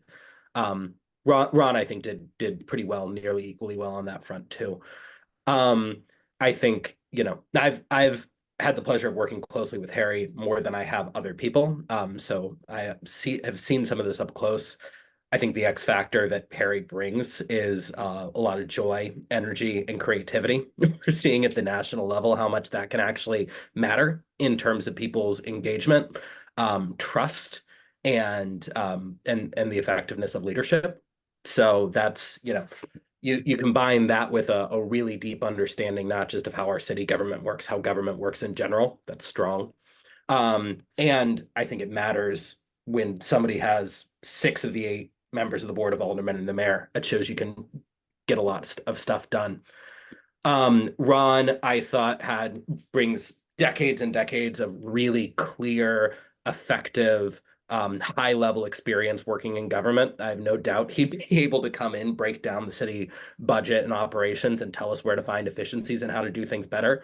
I also appreciated his directness. I found myself disagreeing with Ron sometimes. I don't think that's because I disagree with him more than all the other candidates, but that he was pretty direct about what he was thinking and not afraid to say things that would ruffle feathers. I give him credit for that. And Genevieve, I thought her strongest answer was on housing. And that also, she was right to call out, and I think everyone knows that she has done this really deep work with a lot of diverse communities in our city. That's work she did on Gavin's campaign, obviously, and that is all really important.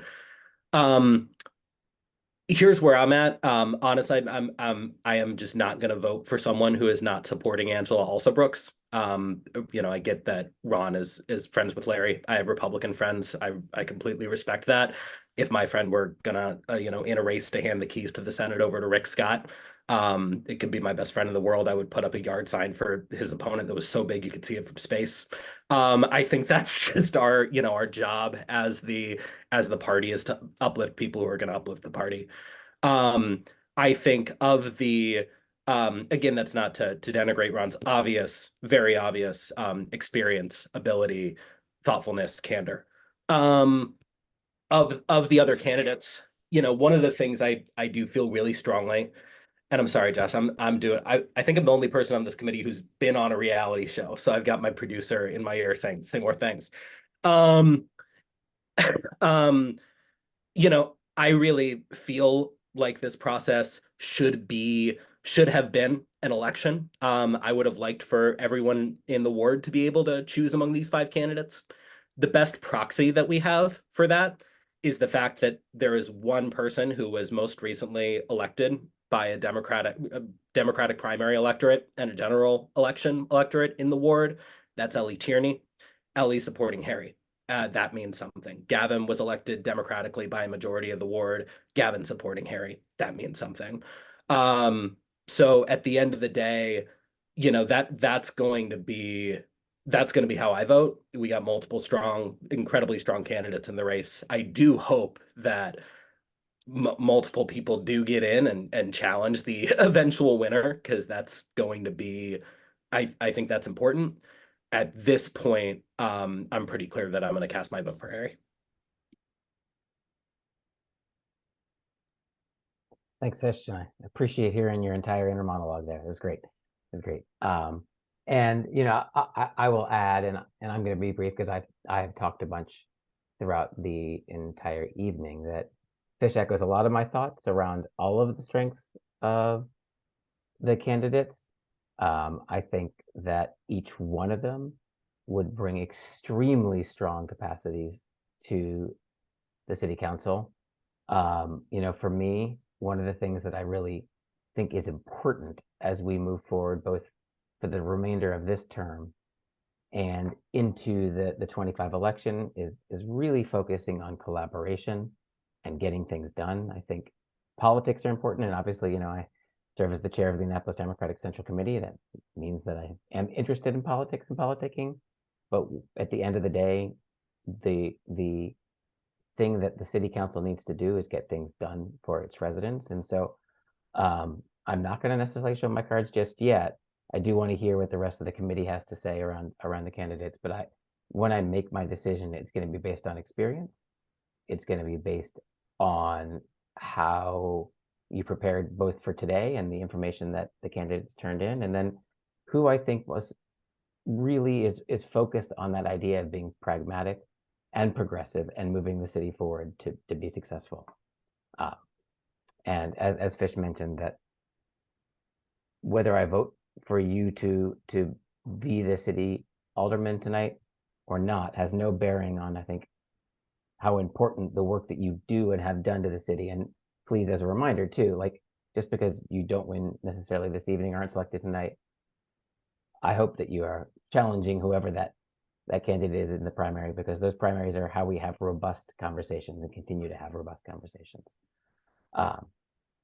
So with that, Ward 3, Eric, I know that you have some kids in the background, but if you could give your opinion of the process, that would be awesome.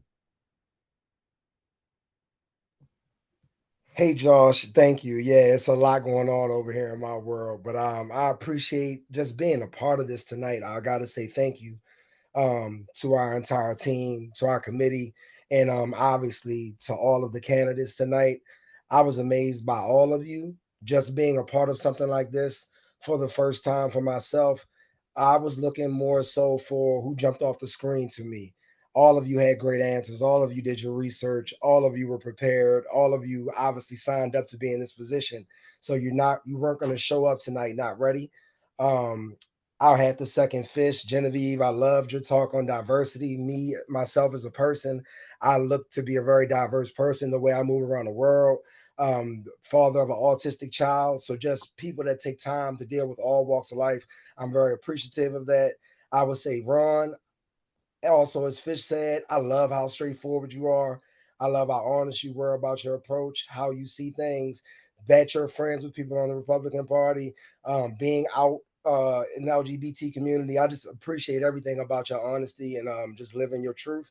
Mr. Tom Creek, I loved everything about how you aren't really a political person. When I stepped into this, I said the same thing to the members, and you still care enough to be a part of this because you want to better Annapolis and you want to do the right things to better the city, and obviously Ward 1. So I appreciate your approach.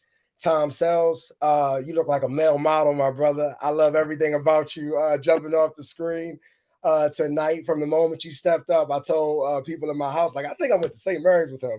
I know we didn't, but you just gave me that energy and that vibe. And I just love the fact that you're a family man and you're leading with love and you're leading with energy. And that's me. I'm an energetic person. I push positivity every day on all my platforms.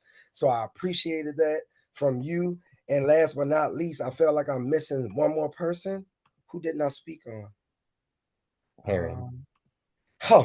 Harry, the energy man himself. I obviously know Harry, and Harry is a great individual. I don't even want to say too much more, but I will say that I am happy to be a part of this. All of you are worthy, and I like Josh. I'm going to wait a little bit before I say who I'm selecting.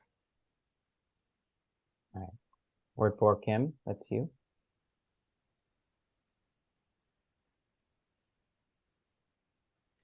Hello. I'd like to first say thank you to all of the candidates. I think I agree with what everyone said.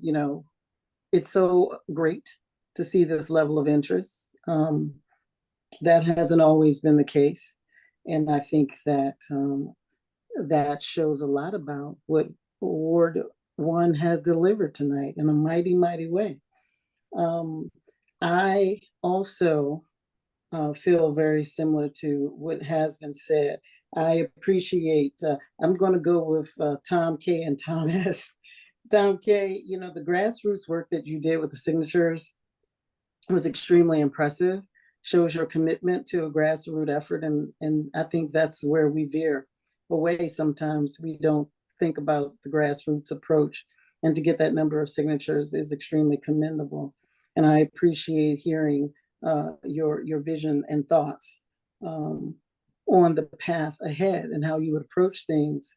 And yes, not being in politics, but having a great appreciation from your bird's eye view as to where we should go and what we should do. Genevieve, you cannot not appreciate your breadth of experience and the work that you have done and contributed to the community. I also was struck by your housing knowledge, but that just is par for the course considering the capacities that you've served in here. And I immensely appreciated that and what you brought to the table regarding that. Tom S., I thought that, yes, you know, very fashionable. The blue tie works for you for sure. The light blue, the baby blue. But I appreciated your insight and thought. I thought that you put a lot of effort into your presentation and thoughts tonight.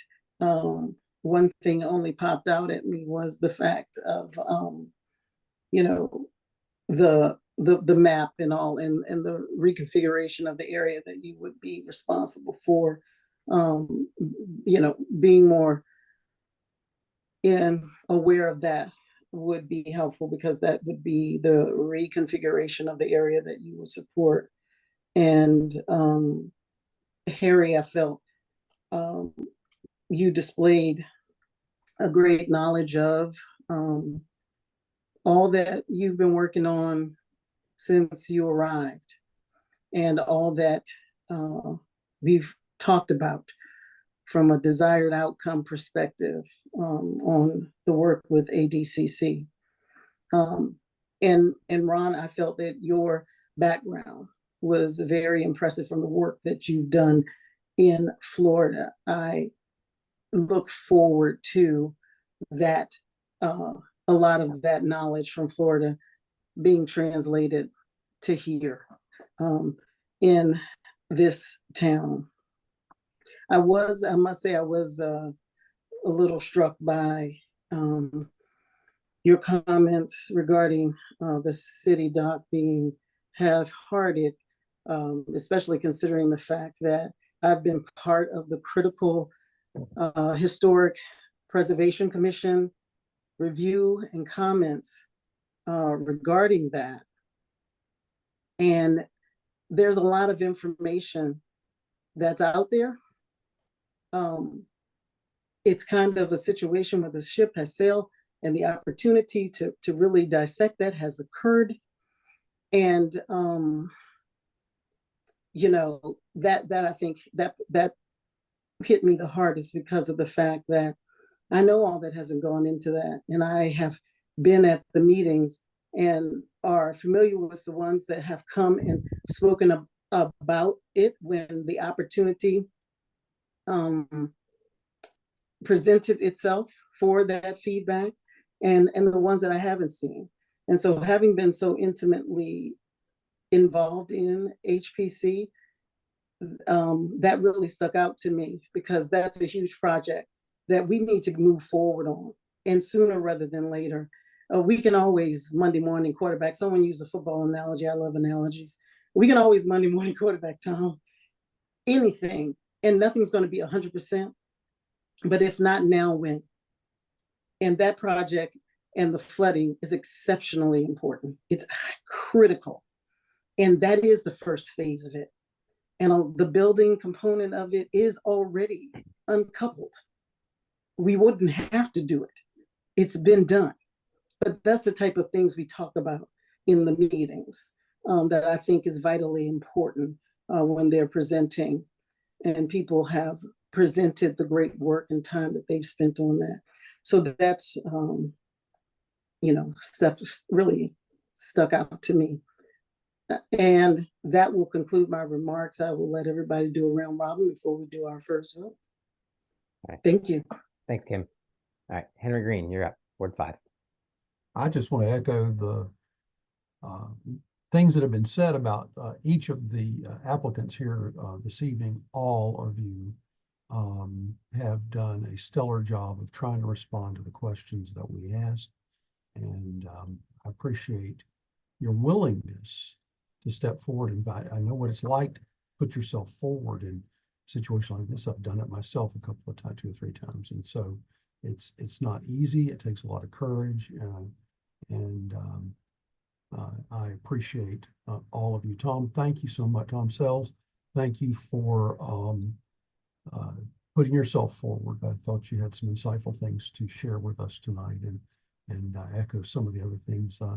Genevieve, thank you. I have appreciated knowing you over the years, and I've seen you do good work in our community, and I do appreciate that. And the housing situation that you were talking about, I think you have a good handle on that.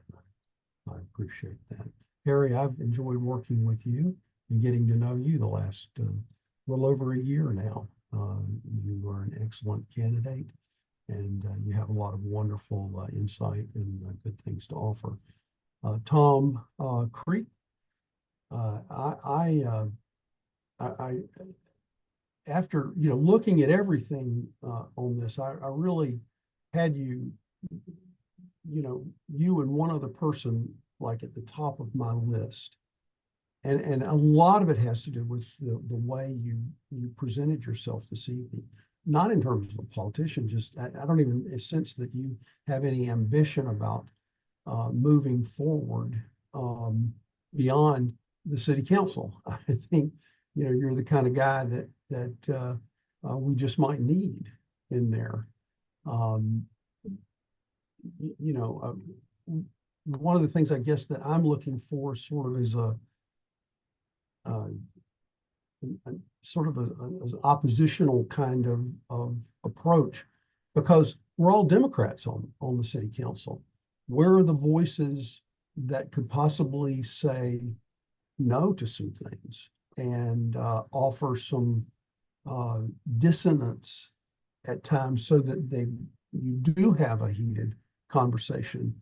This idea of unanimity is not necessarily the best way a democracy works. Democracy works best, I think, sometimes when you do have adversarial positions that are offered so that you can hammer out those ideas. And so I appreciate the way you presented yourself. And that brings me to Ron. Ron, we disagree on a couple of things, as has been expressed here. I certainly support our Democratic ticket up one side and down the other. I do get my hair cut where you get your hair cut. Farage cuts my hair, such as it is. I'm losing some of it, and I tell him to always cut around the gray. And I have sat next to Larry Hogan on 2 occasions where we were both waiting to get our hair cut. I guess he gets his done a lot like yours. I know Larry Hogan, and I appreciate him in so many ways. I will be supporting the Democratic ticket, and yet it brings me to a struggle that I had. I mean, and the struggle is really who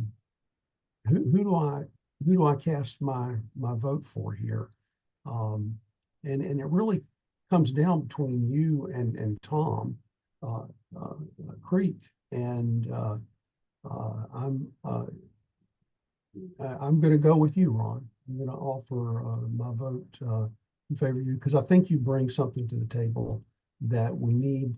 We have got to get beyond this tribalism that we're in America today. And I think there's got to be a place where we move beyond tribalism, where we begin to trust one another and have those conversations that might be a little bit uncomfortable, or we might not agree on everything, but where we can try to figure it out using that democratic process. So I'm casting my vote for Ron. Great. Thanks, Harry, for your opinion. All right, Lonnie, let's see your musings.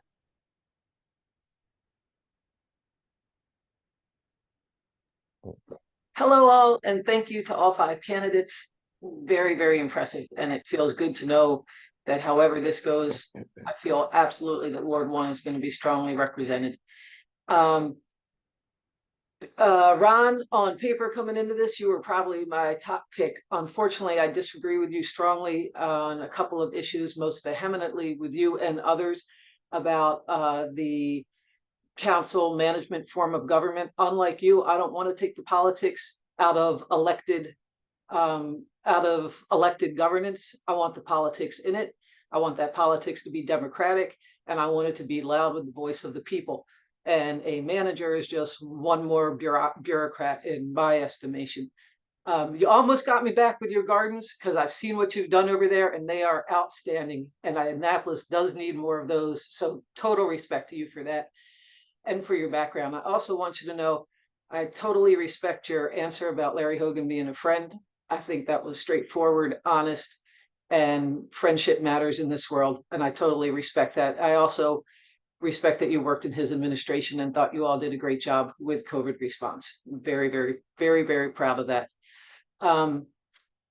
Where else? Tom Sells. I really liked that you came out of the box. I thought you were the only person to say strongly one of the best ways to deal with affordable housing is to raise the number of people who have high-paying jobs. And that seems to me one of the strongest ways, because I think both Ron and Tom Creek were right. The market is going to determine a lot of this. And I don't know what our city government can do about that. And I thought that and connecting to the community college and making that resource is used very strongly was a very, very, very strong answer. Genevieve, I thought your answer about our weak mayor form of government was super well informed, and I'm with you ideologically on that. I think most closely to anybody. All of that being said, Harry, you're ultimately elected officials make the difference, even locally, by writing legislation. And I think what you said in your opening statement about that is your strength bore out today. The idea of outcome-based budgeting and outcome-based sort of working backwards. Here's where we want to go. Here's where we want to be, and how do we get there? Was very strong. And so I'm currently, I'll be out there. I'm currently leaning overall towards Harry, and still listening to the discussion. And also I have to say that in working with you in the last year or year plus on the Central Committee, I can't overlook the reality that the growth of the Central Committee, all of the new energy bought into it, is 98% you. So that's strong. Awesome. Thanks, Lonnie. David Frankel, are you still here on the call? Yeah, hi. There you go. Once again, thank you to all of the candidates. You are all awesome. I think Harry probably made a mistake when he said he looked to find other candidates and wasn't able to, because he didn't have to look too far, given all of our candidates here tonight. I just want to mention that Elly Tierney was a good friend of mine, and I'm going to miss her dearly. Sorry to see her leave, and her recommendation means a lot to me. So that's where I'm at. Thanks.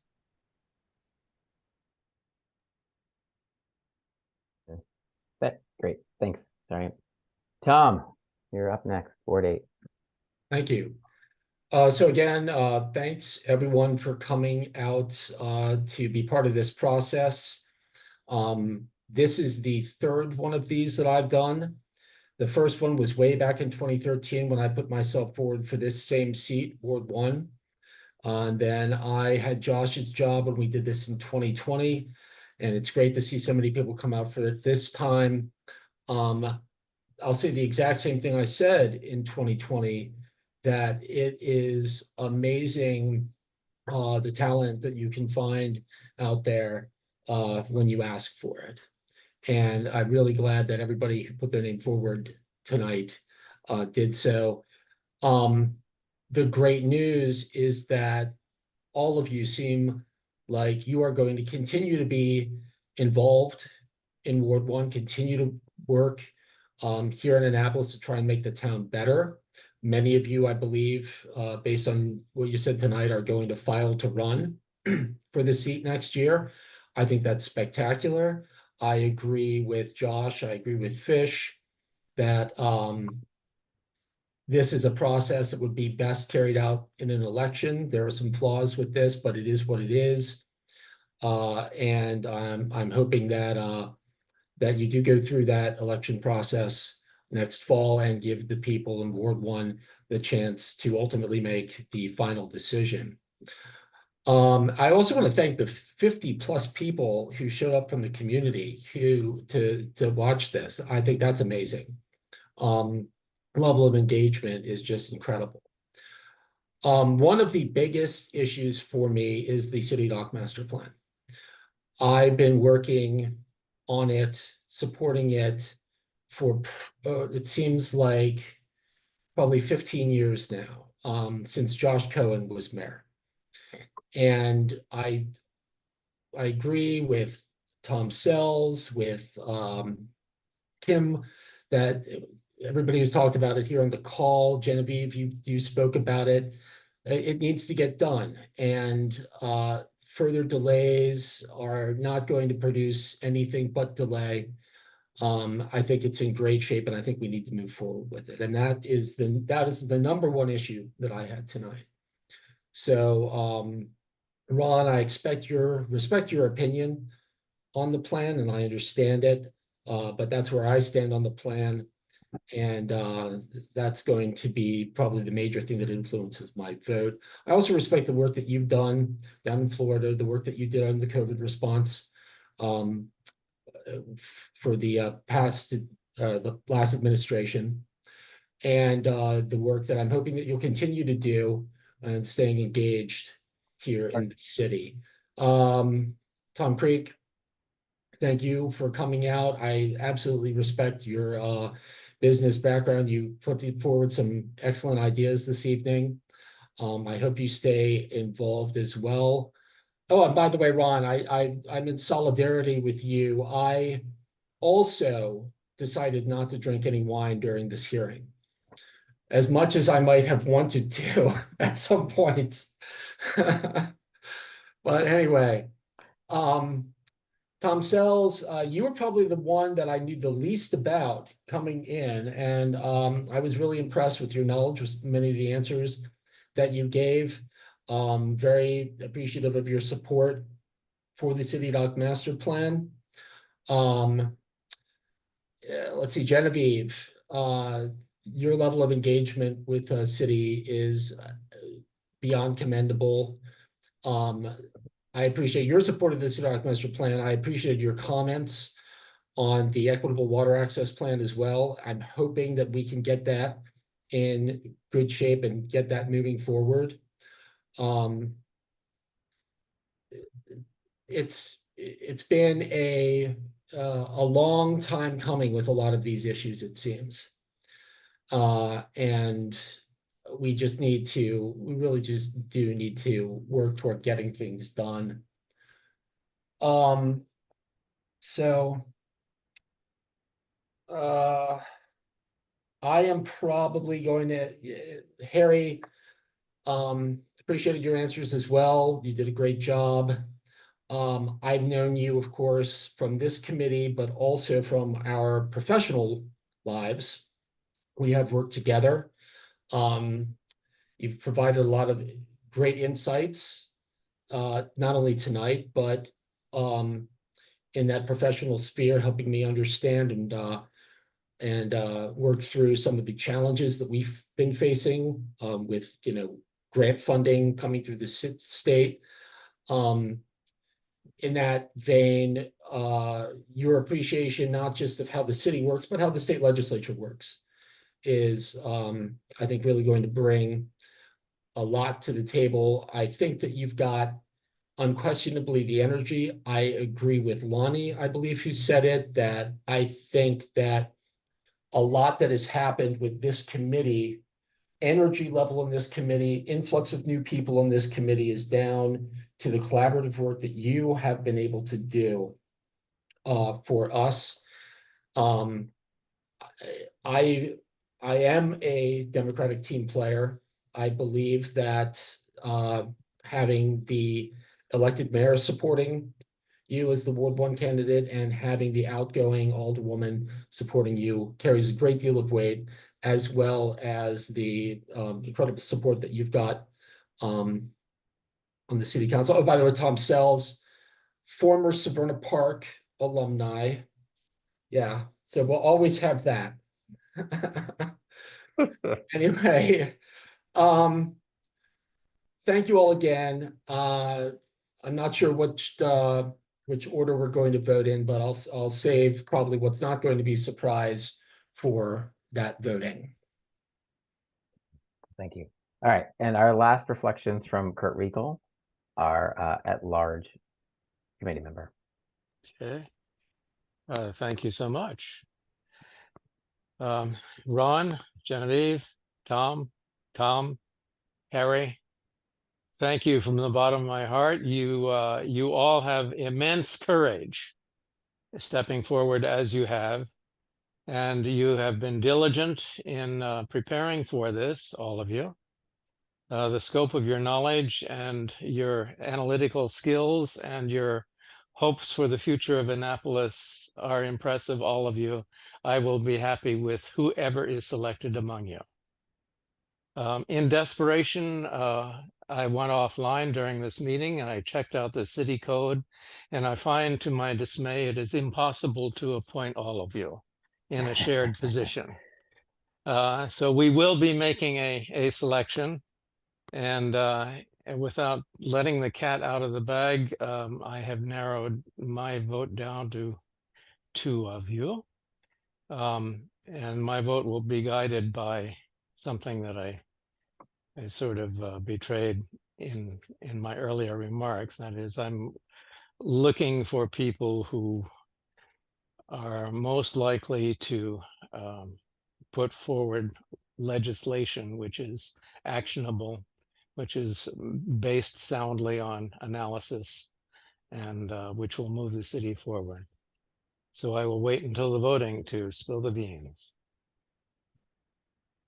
Great. Thank you, Kurt. All right. So now the moment we've all been working towards. As a reminder, that we are an independent committee. We are making our decision based on this hearing, our experience living as residents in Annapolis, and the information that all of you submitted ahead of time. And whatever decision we make, it was certainly made with a focus on trying to better the city, make the city council both effective and efficient, and serve its residents. And as a reminder, whomever wins the Democratic primary next year has us supporting you, and we'll go door to door with you and have you make sure that whatever Republican candidate runs against you doesn't win. So just note that we have your back, even if you aren't selected tonight. With that in mind, I think what we'll do is we'll start with Ward 2. Since I'm the chair, I'll start with the first vote. We'll go from 2 through the alternate and back around to Fish at Ward 1. And as I mentioned, for me, this idea of collaboration, this idea of being productive, of being pragmatic, of working across difference is really important.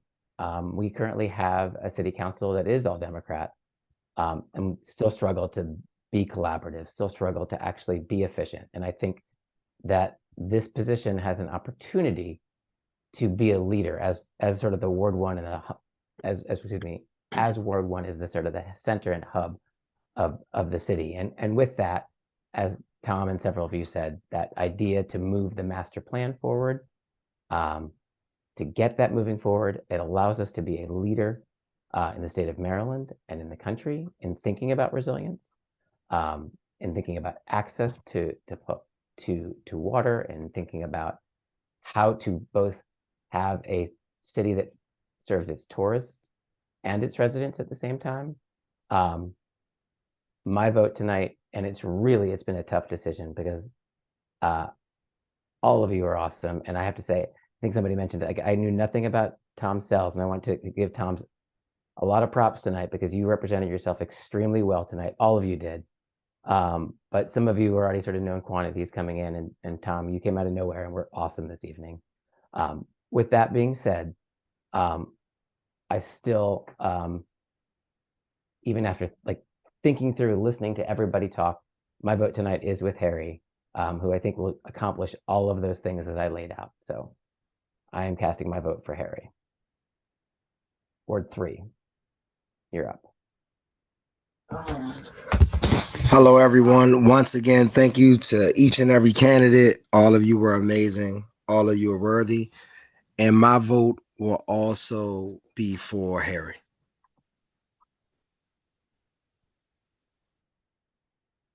All right, Ward 4.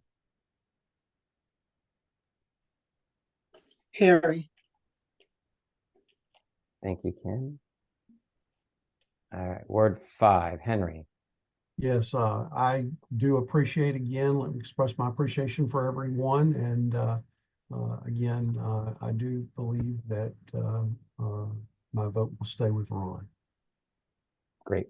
Thank you, Henry. All right, Ward 6, Lonnie.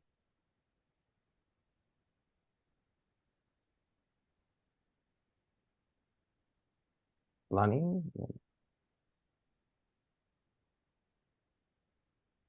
Harry. Great. Thanks, Lonnie. All right, Ward 7.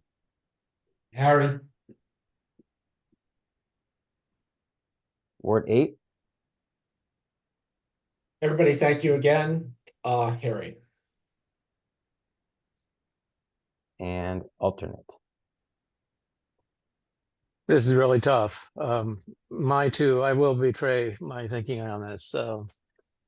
My final two are Ron and Harry. And I find it impossible to choose. And since we have a decision already, I'm not going to. Oh, come on, Kurt. Come on. Jump in the fray. I abstain. Okay. All right, and back around to Fish. Again, appreciation and respect to all 5 great candidates. My vote's for Harry. All right, thank you. All right. So this concludes the business of the Annapolis Democratic Central Committee this evening. Once again, I want to thank all of the candidates for participating. Super tough decision. I'm glad that the public was able to view this entire meeting, including these deliberations, and hope they got a sense of how and why the decision was made. As I said, I encourage all of you to run in the election next year. And when one of you wins, we will support you as the Annapolis Democratic Central Committee 1,000% and ensure that whoever it is wins that general election. Once again, just to reiterate, this is a tough decision. We respect all of you. And I want to also open, you all have my email address, all the candidates do. Please feel free to reach out with any questions about the process, about next steps. Harry, we will put you in touch with the city to make things official as soon as possible. Before we log off, any final thoughts from any of the committee members before we close? Congratulations, Harry. Congratulations to all of the candidates. Everybody did a great job tonight. So truly, and congratulations, Harry. You'll do a good job. You're all super, and congratulations, Harry. You'll do fine. Congratulations, Harry, and thank you all again. Great evening, great discussion. Ward 1 is lucky, and I just want to say we're going to need another alternate representative for Ward 1 now that Harry's stepped away. So I hope we can put one of you in there. Thank you, Fish.